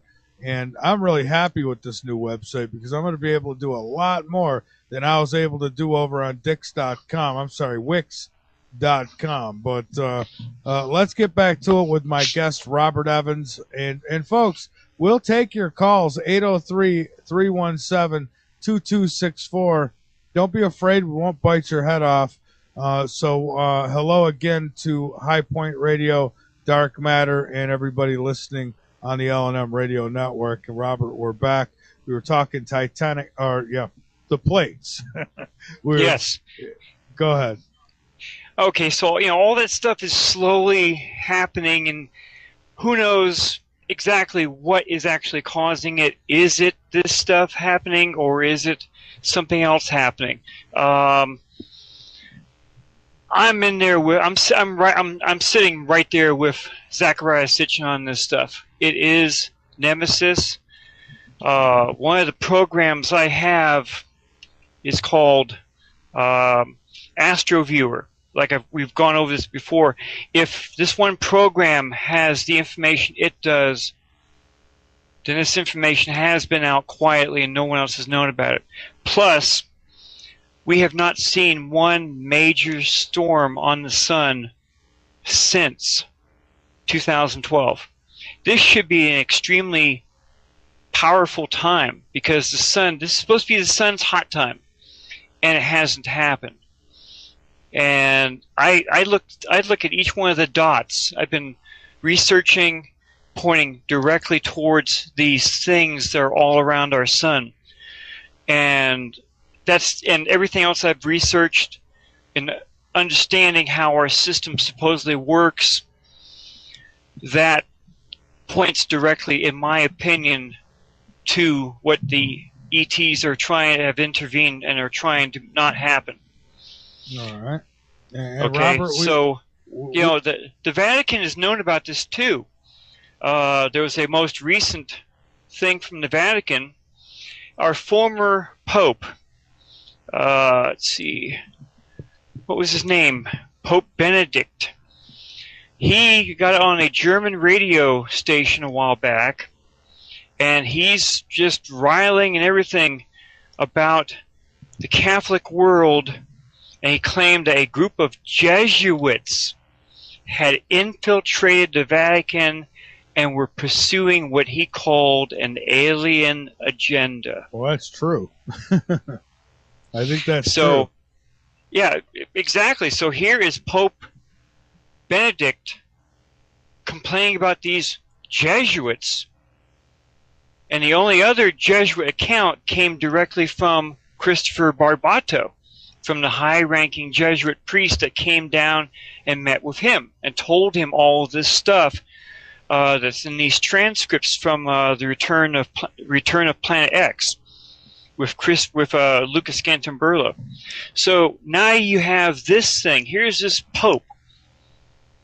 He's not the weird people off. Well, maybe he is the weird people off, but he's not the weird people off the street just saying anything and everyone just, he's a weird guy. Here's the Pope mentioning the same things I've been talking about. Okay? Okay. So we've got that. We've got the possibility that things are slowly ramping up. I've got friends on Facebook. Dawn Hull, D-A-W-N Hull, H-U-L-L, and her friend Denise Chavez. They've been digging up all kinds of photographs that they're taking, and this isn't my first night actually trying to do this. I've been on 2 of Third Phase of Moon shows. I got on with Dr. John Elias, down in Southern California. He's part of the Third Phase of Moon, and also he's a broadcaster. Well, Robert, let me just say you're doing a fine job here tonight, and there's so much that obviously it's almost impossible to put it all in order and cover everything. Well, we do have a call. We have Ira. Welcome aboard, Ira. You got a question for Robert? Hello, gentlemen. Yeah, I've got actually 2. First off, someone in the chat room made this statement, and I kind of wanted to bring this up. The reason why the sun might be having less of a potent impact than it is right now, just recently we had the incidents where it looked like there were ships or something that were actually sucking energy off of the sun. Could that be related? Partially, and I know what it is. In another work that I have and have been starting to share around, it's a cold dwarf. Okay? NASA knows about this, so we actually have a cold dwarf that's somewhere near our sun, and several times NASA has actually caught it draining tendrils of energy away from our sun. Well, if I could intervene really quick, I actually seen an article from NASA, this was about 3 or 4, maybe 5 years ago, where they actually admitted that they had found a brown dwarf behind our sun. And, and everybody acted, the skeptics acted like I was crazy, but I remember, I have the article. It's in one of my files. I remember that article as well. Well, the brown dwarf, that is Nibiru. The brown dwarf is Nemesis. That's the one that actually has its own system with the 7 planets. The cold dwarf is a black dwarf, and it's hardly ever seen. Several times over the years, NASA has actually seen it zip through our system or do something. And then there was several images where there were CMEs coming off the sun, and they were just washing right over it. So you could see this black thing with these clouds of gas and everything flowing right over and around it, saying, "What the heck was that?" So that's what I know. Very interesting. I like that thought. One other, I guess, sort of maybe correlation question for you. When you were speaking about Mosai, I've read some of that stuff as well before myself. And one thing that I thought was interesting correlation-wise is the timing of things. The person Mosai could equal Moses, and the 5 books could equal the first 5 books of the Bible that were supposedly written by Moses. Perhaps there's a correlation or a tie-in between the two there, as well as the Akhmos incident or idea from Egypt as well, that this one person kind of is maybe either the same person interacting with everything, or that there's like the same idea that keeps getting passed on to people as a cycle, or like your classic hero story, that he's like this classic hero that people have in their mind like an archetype. I'll go ahead and let you go. I just wanted to get those questions in. Thank you so much for all the info tonight. All right. Thank you, Ira. Go ahead, Robert. Yeah, I'm trying to think of exactly where I was now. So the gentleman that was just on there, that's a possibility. Everything I've been told from different people I've talked to, Enki was actually the Ahura Mazda with the Zoroastrian religion. And that's why him and his ship are actually carved onto these different things showing him. Okay. When I did the show down with Dr. Elias handed me over to Ivy West. She has a radio show over in Hawaii called something on the wind right now. Sorry, Ivy, but I was on a couple of her shows, and then she passed me off to another friend, and my mind is starting to go blank, and I'm going to get my butt kicked here somewhere. Yeah, well, these things happen. Lorian Fenton. She's one of the MUFON directors here in Petaluma, California. And she liked what she saw, and she had me speak at UFOCon 213 here in San Jose. So I actually, for the first time, was able to put all this stuff in front of everyone and get them to see some of this stuff. I've had a lot more research since then, so I've been on several more shows, and honored to be on your show tonight. No, as much as I can tell, this stuff is real. It is real. The ships that are seen flying into our system, some of these ships are actually caught as they come out of what I call warp. There's a massive flash, and zoom, here's this massive thing coming right out of this big T type thing. Some of those images are on my webpage. Now, some of the guys at MUFON said, no, you're getting this all wrong, Bob. That's actually cosmic ray splashes and cosmic ray this and cosmic ray that. And I went right back to NASA, and I went through everything they had. Not only would the images be all just inhibited by little tiny white dots, but you wouldn't even be able to see the images. And the images I have are perfectly clean. There's no cosmic ray anything. SOHO, the engineers have been working since 1998 to fix every single glitch that they had found in the images and in the camera systems. And they fixed every glitch going from 1998 to 2012. And these images are still being seen. Yeah. And these ships are being seen firing their main weapons at stuff. Now that I could say I've seen that. I've seen convincing. I mean, I wasn't there. I wasn't up there in the ship, so I don't know. But I have seen pretty convincing video of that, where these big ships are up there, and they're shooting at each other. And I mean, no, sorry, I don't mean to step on you there. I don't think they're shooting at each other. They might be. Maybe that's the original Star Wars idea that Reagan had, because he should have known about this stuff. But the beams coming out of them, they're hitting things that cannot be registered by our cameras. So either they have a cloaking device around them, maybe they are another ship, or maybe they're just asteroids and space stuff that should have hit the Earth by now. See, Dr. Courtney Brown and his stuff, they said we should have been hit by all these massive things.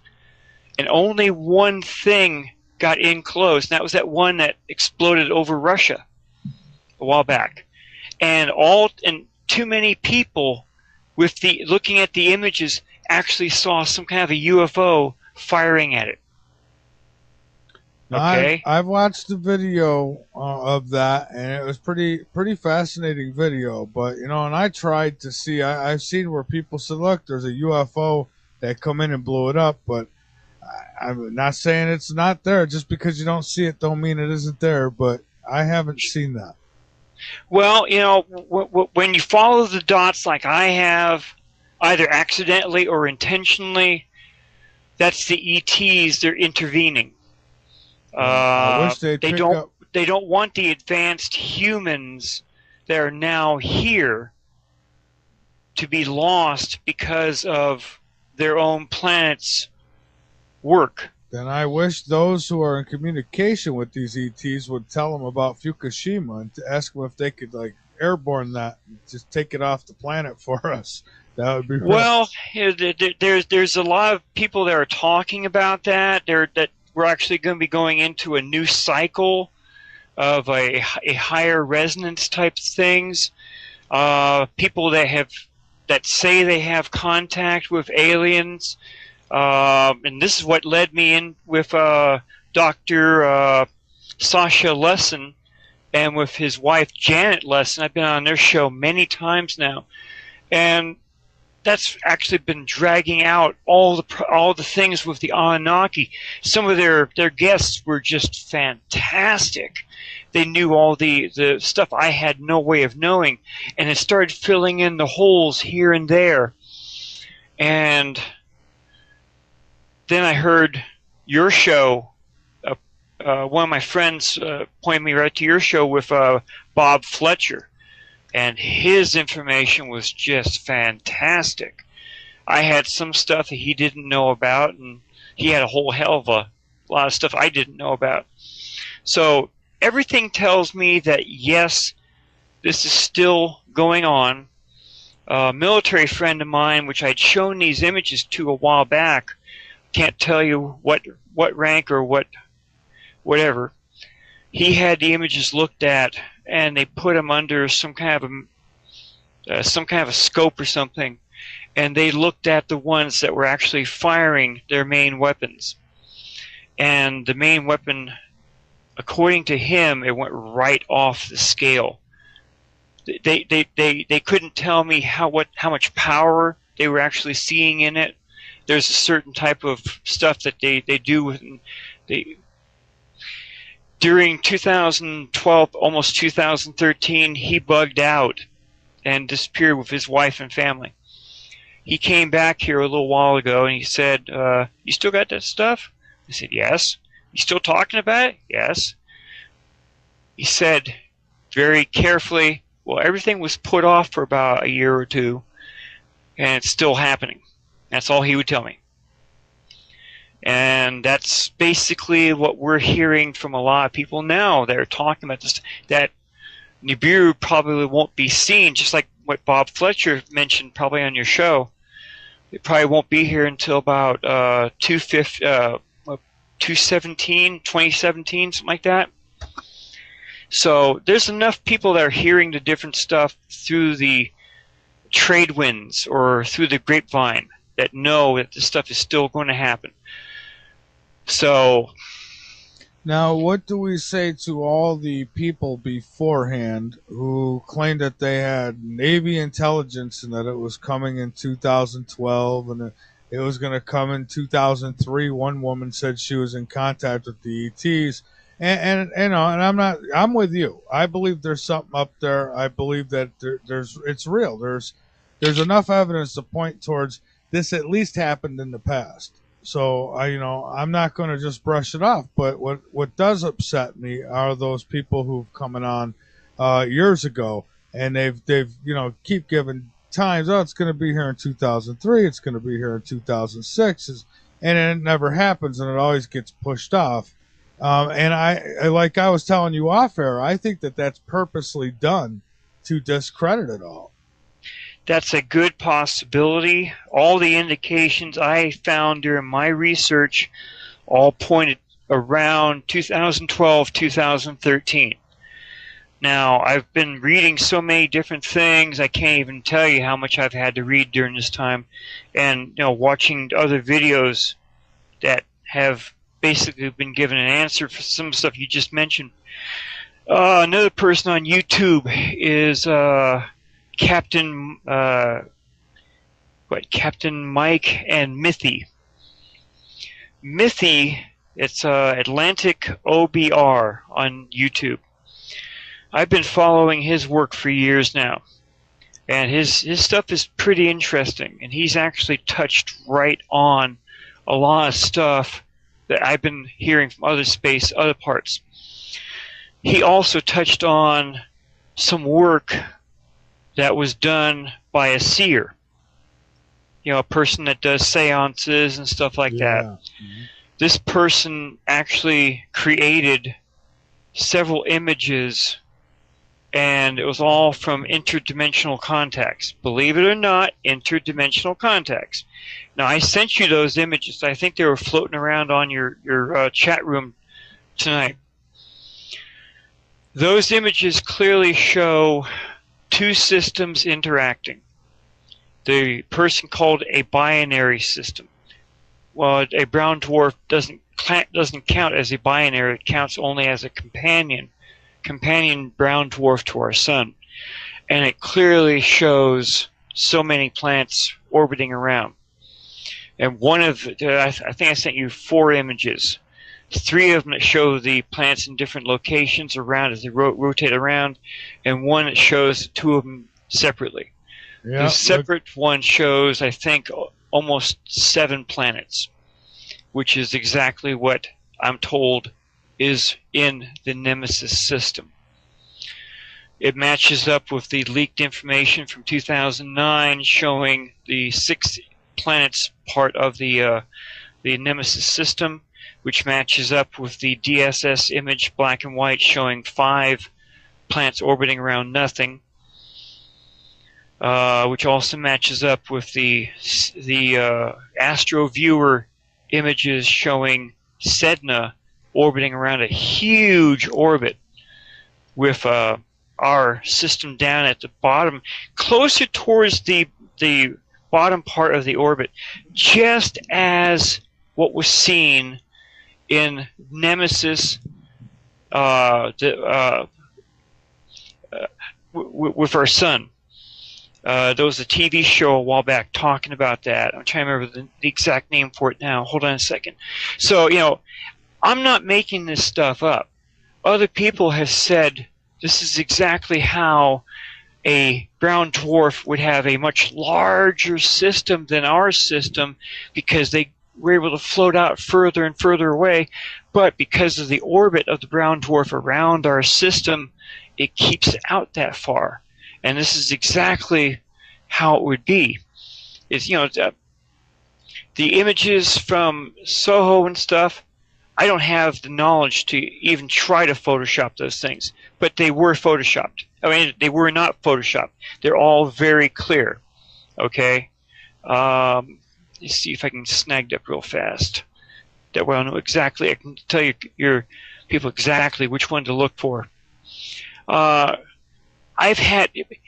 don't have any PhDs. Okay? That's why I like you. Yeah. The only thing I have is the completion of a reserve officer's training class. All of this other stuff is the road of hard knocks. I've had to go out there and physically research this stuff, go through God knows how many websites on the internet, do this, do that, accidentally jump in with this other group because it was part of this and they talked about it and I got images from them. Just one thing after the other. All of my research, see, I don't get paid for any of this. Just like you and your radio show here, I don't get paid for any of this stuff. I don't have any type of title coming towards me for doing this. I've actually lost 2 desktop computers and 15 laptop hard drives because of virus attacks that try to knock me off the air. I've had to burn everything very quickly, so I have everything all this time. These images are real, just as Robert Fletcher said during his show here. This stuff is real. So whether the people want to understand it or believe it, it's entirely up to them. Some people want to go home, get to dinner, have something to drink, go to bed. They don't want to worry about everything else. Well, they want to watch Dancing with the Stars and, get on and play Candy Crush and all that good stuff. Exactly. But when something happens, they're the first ones to say, how come we never were told about this stuff?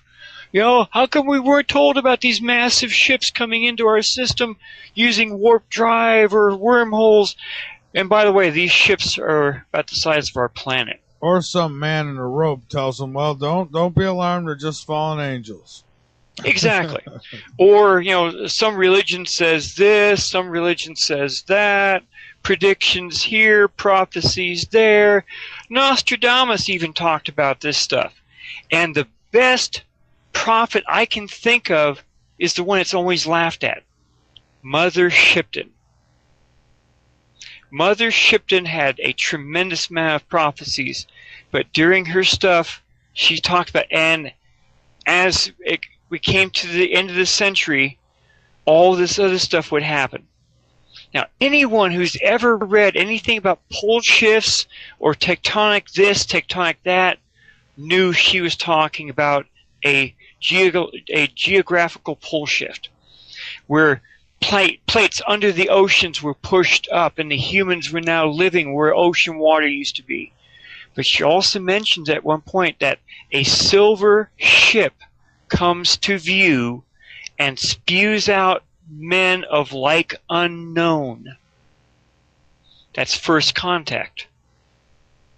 Now, that's possibly after what happens with Nibiru this time, or possibly because the aliens had intervened and had saved almost everyone on the planet with the advanced technology. Well, what's upsetting to me about these aliens, and believe me, I'm with many of you. I want to meet them. I want to say, see, I told you, I knew we weren't alone. But for the ones who, is said to come and save us, I'm a little upset with them for letting things get as bad. If they would show up, wow, they wanted to. Things. They wanted to, but Obama has denied it. President Obama was urged to have an alien ambassador at the United Nations. And the ETs will listen to him? I mean, I wouldn't even listen to him. Well, the ETs have also been working against each other. Eisenhower accidentally placed several treaties with the Greys and a couple of others. The Anunnaki in 55 warned him to not trust the ETs that he had the treaties with. That's probably why we're having all of the cattle mutilation type things all around the planet and the abduction type things. There were treaties for all this, believe it or not. I believe it. Okay? So all this stuff, the ETs are probably working against each other. The ETs that seem to be coming here with the Anunnaki, with these massive ships. I have 3 images from the stereo ahead or stereo behind, I forgot which one, where minutes before, because these cameras take pictures every about 15 minutes. Then they sit quietly, and they don't take another picture for another 15 minutes. During one time, back in, I think it was 2011, I'm looking at this stuff, and there's nothing. Then suddenly there's this huge, massive something in this entire image. You see the LASCO C3, the blue images, they show deep in depth, okay?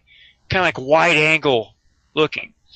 And there's just one massive thing after another, and they're layered and layered and layered all the way back back past the sun.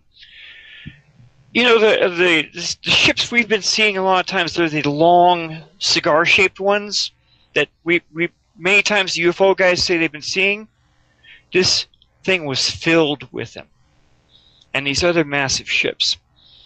That's just one camera. Then the LASCO C2 has a close-up.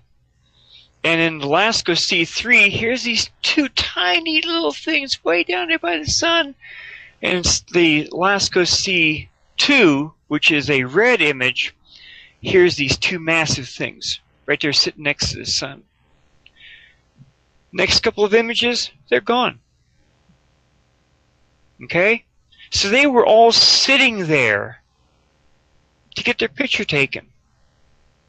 And images like this started back in 2008, right after NASA imaged the brown dwarf star and its 5 inner planets with infrared, and Nibiru personally with microwaves. So all of those, I have, I don't know how many images, which just shows, you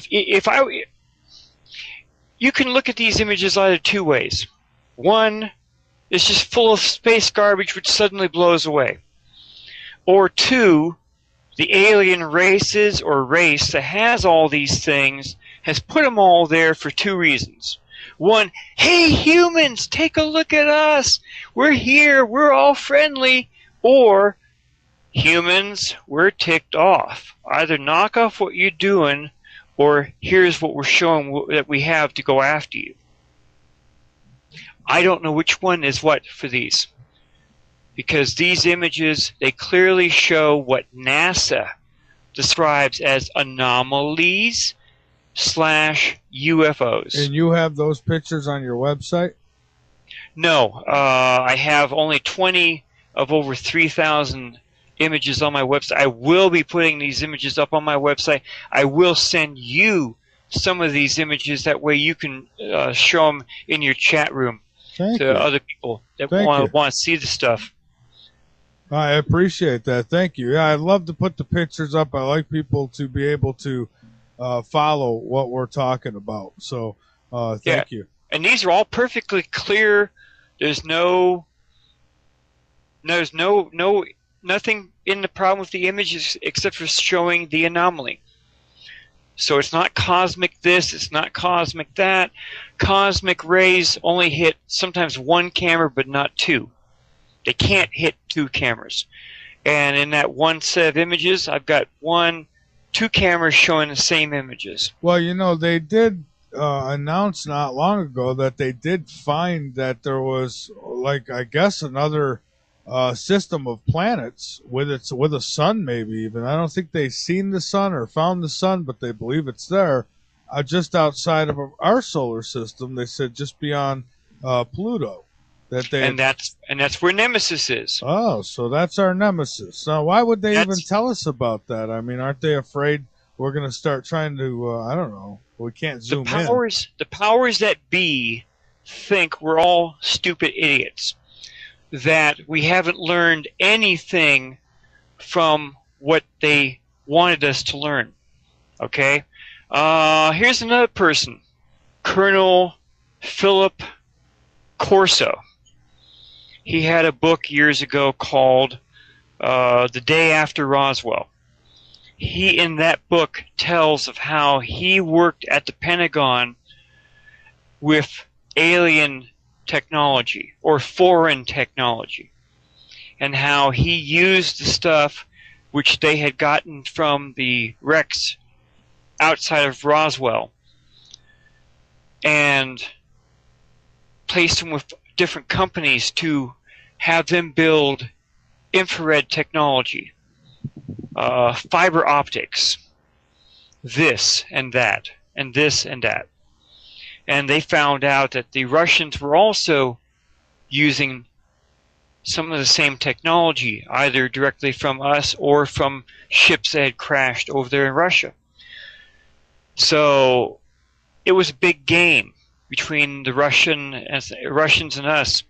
You see, one of the craft that crashed near Roswell. These were all brought down by the early Doppler radar systems. One of the craft that they went in, they checked. See, the 3 craft we have were given to the Army, the Navy, and the Air Force. And each military group did their own private investigations, and no one shared anything. The craft showed that the ETs didn't have any type of waste disposal, didn't have any food preparation or storage, and there was no controls for them to actually fly the craft. They found out later that they had this harmonic type of ring around their heads. So they were using their brains to control the ships. These ships were just like shuttlecraft from a much larger mothership. So they knew that, and that's where the movie Firefox came out years ago. Remember what was it? That was about that Russian fighter where the pilot could think to make it do anything and everything. Oh, I think I know what you're talking about. I didn't see the movie, but I saw clips from it. That's where that idea came from. Well, somebody had told me once, I forget who it was, someone who was supposed to have knowledge, and said that they control these crafts with their minds. Yes. The Russians have been working on the same type of stuff for their fighter pilots, just like we have been doing the same thing. Okay, here's Hollywood's leaks for you. The movie Independence Day, ID4. You not only find out about the president being taken out of the loop for ever hearing about Area 51 or the alien stuff, okay? And here come the aliens and do all their nice stuff, and that one guy, he has to kick their butts and take care of it.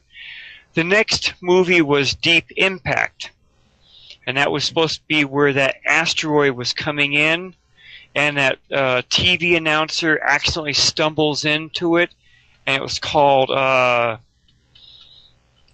was a name for it, and she finds out accidentally that the president had been hiding money because they were building these deep underground military bases, which could only take about 2,000 people from each country was building their own. Yeah. Okay, and then you've got Battle LA, and that's with the United States Marine Corps. They were worried about stuff coming into our system like asteroids. Well, you think back to Elenin, the comet Elenin that was supposed to have come through a little while back.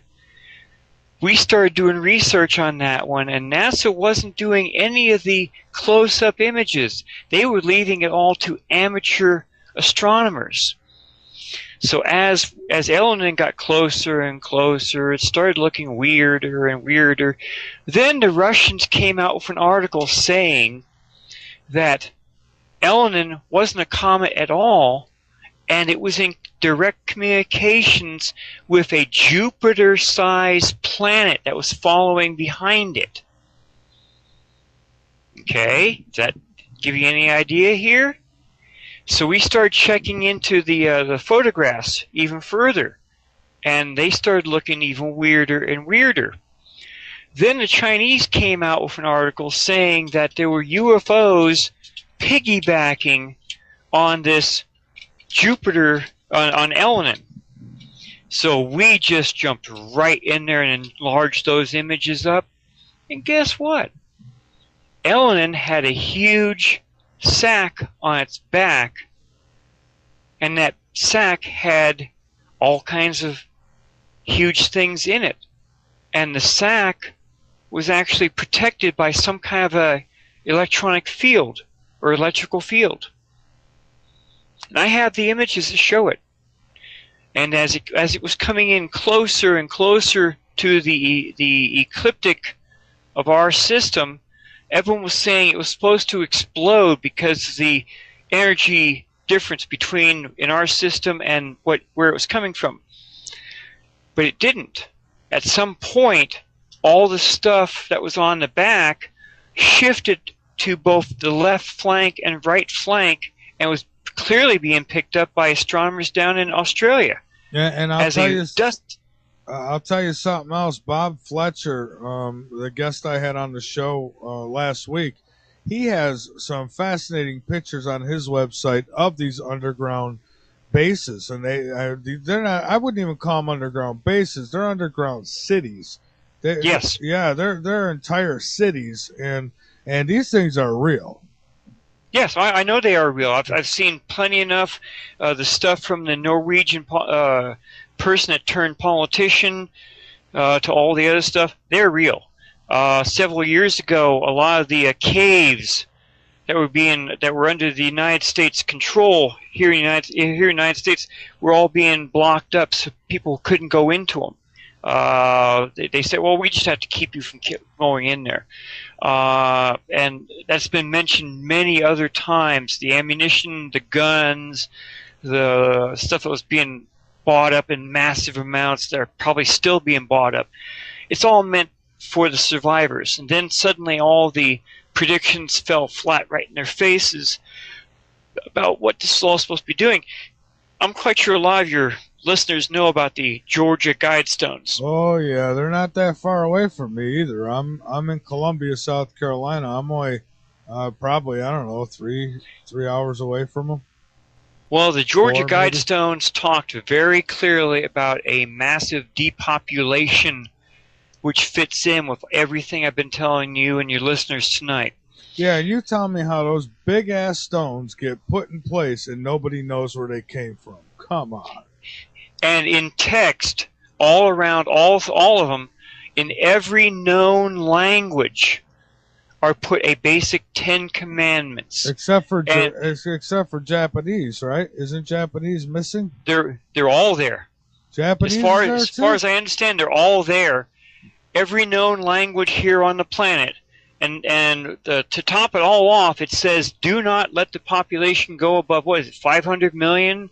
Oh yeah, they want 3/4 of the population wiped out, and so exactly. it'll be the elites and whoever they decide to keep around to be their little slaves. But and have you or your listeners heard about the chemtrails by any chance? Good Lord, heard of them? I live in them. They're all over the place here. I have a lab report going back to 2006, 2007. That they took samples over in Italy and in Texas, and they had them highly checked into. Have you ever heard anything called Morgellons disease? I have, but I'm being yelled at by listeners who want to know. I guess apparently I didn't let you finish. A sack full of what on common element? The stuff they've been spraying up there, at least back as early as 2006, 2007, had all the stuff to create all that. And I have all the images. They're still on the website. Okay. I'll send you a copy of that. A friend of mine who was also a friend of both my wife and myself, who also said he was a remote viewer, said, and this was his idea that he saw in remote viewing, that all this stuff being sprayed around was being inhaled by everyone on the planet. And he saw that the HARP facilities interacting on certain frequencies would cause those things to interact with our bodies, and they would actually have the survivors under their control. Not my idea, not my way of thinking. This was a guy, I think he's still alive, but he was having a hard time at the end. This was a guy who saw, and he wouldn't tell me exactly what would happen or tell my wife, but that's what he said would happen. That's why all the coffins were built and buried near the FEMA camps. I mean, they ordered and paid for and had built millions upon millions of coffins that can hold 2 or 3 people, and they're all buried near the FEMA camps where they can easily be dug up to put bodies in. So they've been, the powers that be, at least here in the United States and possibly Canada, they've been thinking that something truly massive was going to happen, not only here but elsewhere. But all those ideas appear to have fallen flat in their faces as of 2013. Then we got this Ebola problem. Ebola has never come into this country before. I can't think of ever hearing about it here in this country. And we've seen plenty of nice movies. There was that nice one with Dustin Hoffman a while back called Outbreak, with Ebola up there, I guess in Oregon or Washington or Northern California. Yeah. So this stuff, they've known about what's possibly going to happen. Now, maybe they don't want the humans to interact with the ET races that are here. How many shows have you heard, or your listeners have heard, telling about these people actually working with ETs under this mountain, or over here, or over here? And then you all laugh at them. It's just that alien BS. Don't worry. Don't even listen to them. I'll tell you, I got a theory, Robert, and that is these sailing stones. You've heard of those in these deserts, and they slide. And I'm thinking there's probably metals in these rocks, because it happens on the moon too, and we're told the moon has no weather. So if that's the case, then I'm thinking there's these magnetic crafts moving below ground, and they're catching the metals in these rocks, and that's why they're sliding. That's what I'm thinking. It's a possibility. I mean, Colonel Corso, Philip Corso, in his book The Day After Roswell, and I don't mean not mention this, but you can find it on Google as a PDF.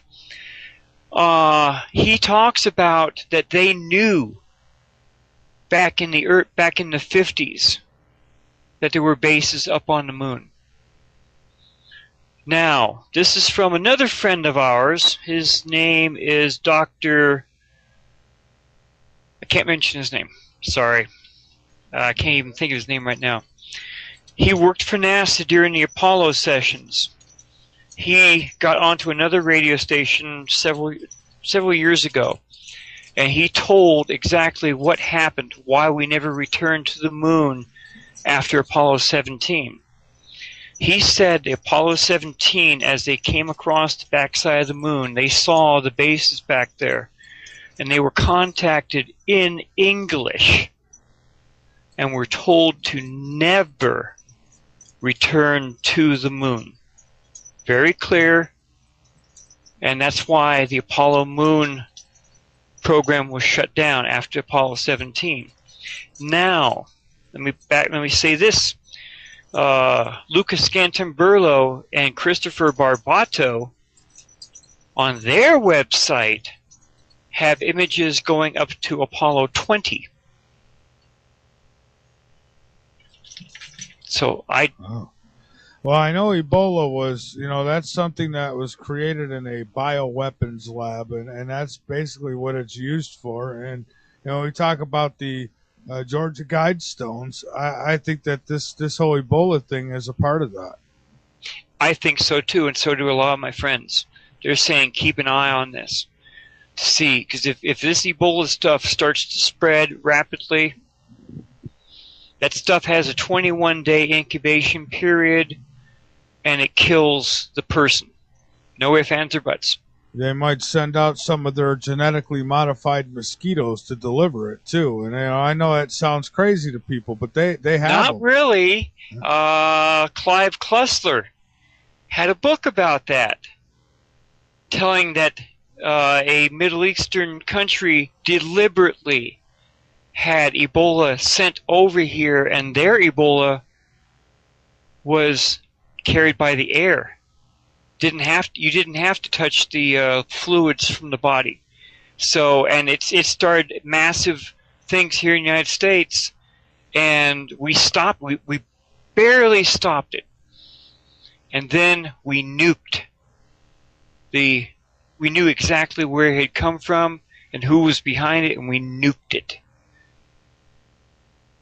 Nice. So, some of this stuff from books is pretty interesting. One of his books had a 747 going straight into the White House, and everyone was killed except for Jack Ryan because he was, just quickly put in as a vice president by the president, and he was just getting ready to go in to accept it, and 747 takes out the congressional building, takes out the president, Joint Chiefs, everyone. Wonderful. So, anyway, between Hollywood and the book, see, that was one of the things I've known for a while is that yes, the powers that be knew that we would probably freak out, just like in War of the Worlds back in 1938, 39. So they started a program to desensitize? To educate the people. And this program started off with movies, books, TV shows, other types of stuff. What was one of the big movies back in the mid-1950s? Oh, you got When Worlds Collide. When a weird planet comes through our solar system all by itself, and it causes all this damage on the Earth, and the humans have to build rocket ships to fly to that thing because it destroyed the Earth. Well, I'll tell you where else I seen something like this. Smallville, which is a Superman series that used to run on TV. In the last episode, there was this big red, it looked just like a Planet X, like you see the pictures coming in. And that's when he finally got into his Superman costume and got up there and pushed it back out. But it was almost in the comics, Scooby-Doo, you've got Velma talking about Planet X, Nibiru, coming into our system pretty soon. Anyone can find that on YouTube. And it's just one of the weirdest things I'm going to look for why that. Why are they talking about this? I didn't know she said that. Now I got to see that. Yeah. And then Star Trek, the brand new Star Treks, the second Star Trek movie, the Starship Enterprise actually goes to Nibiru. Really? Yeah. Now, which one is this? Because I want to see that too. That's the second movie. This is the early Star Trek when Spock and Kirk were just like ensigns or something. So I'm quite sure a lot of your listeners know about it. It's the second Star Trek. And they actually say we're heading to Nibiru? The Enterprise goes and sees Nibiru. Holy Christ! Oh, I'm sorry. Okay, so you've had Hollywood and different stories talking about this to educate the population, because if they had sat down back then, only a handful would welcome. The other ones would all want to lynch them. Now, if they sat down, a good number of us would welcome them, with very few wanting to lynch them. And that's because of all the TV shows and all the books. Star Trek Next Generation, Star Trek Deep Space Nine, Star Trek, the other one with the, I can't think of his name right now. So they, I'm looking at these images on Soho from NASA, and I'm calling, that thing just came out of warp. Here's another one was coming directly out of warp. It's firing its main phasers. I don't know how many images I have of these things firing these massive beams at something. Okay? So I've been educated accidentally or directly because of this learning curve that they wanted us to have. Okay, Robert, we are almost out of time. We've got about another minute to go here, so I want to give that, yes. Oh, wow. We got a lot more to talk about, so we're going to have you back. But tell people where they could go website-wise, and thank you so much for being a guest. Like I say, we've got to do a part 2 on this. No problem. It's an honor for me even being here to tell your listeners. They can go to my webpage, which is starshipsaroundthesun.com, and they can see some of there's at least 20 images right there they can actually see, and they can see all the other shows I've been on. I'll have this one up there real soon. I'm also on Facebook, Robert H. Evans Jr., and I stay right on top of this stuff with other people. They can go back to my history there, all the stuff I post up there talking about this or that. That's about. I'm not too sure about giving out an email. I'll leave that to you as your decision. Okay, well, I'll tell you what. If they could get to your website and they want to contact you, are you on Facebook? Yes, I am. Okay, well, then they can contact you on Facebook. And how do they do that? Just a Facebook personal message type thing. Okay, great. And send me some links for that, and I'll be glad to get them up on the website because I'm going to be working on it for a couple days. And I thank you so much, and I promise you we will have you back. This has been a fantastic show, and keep up the good work.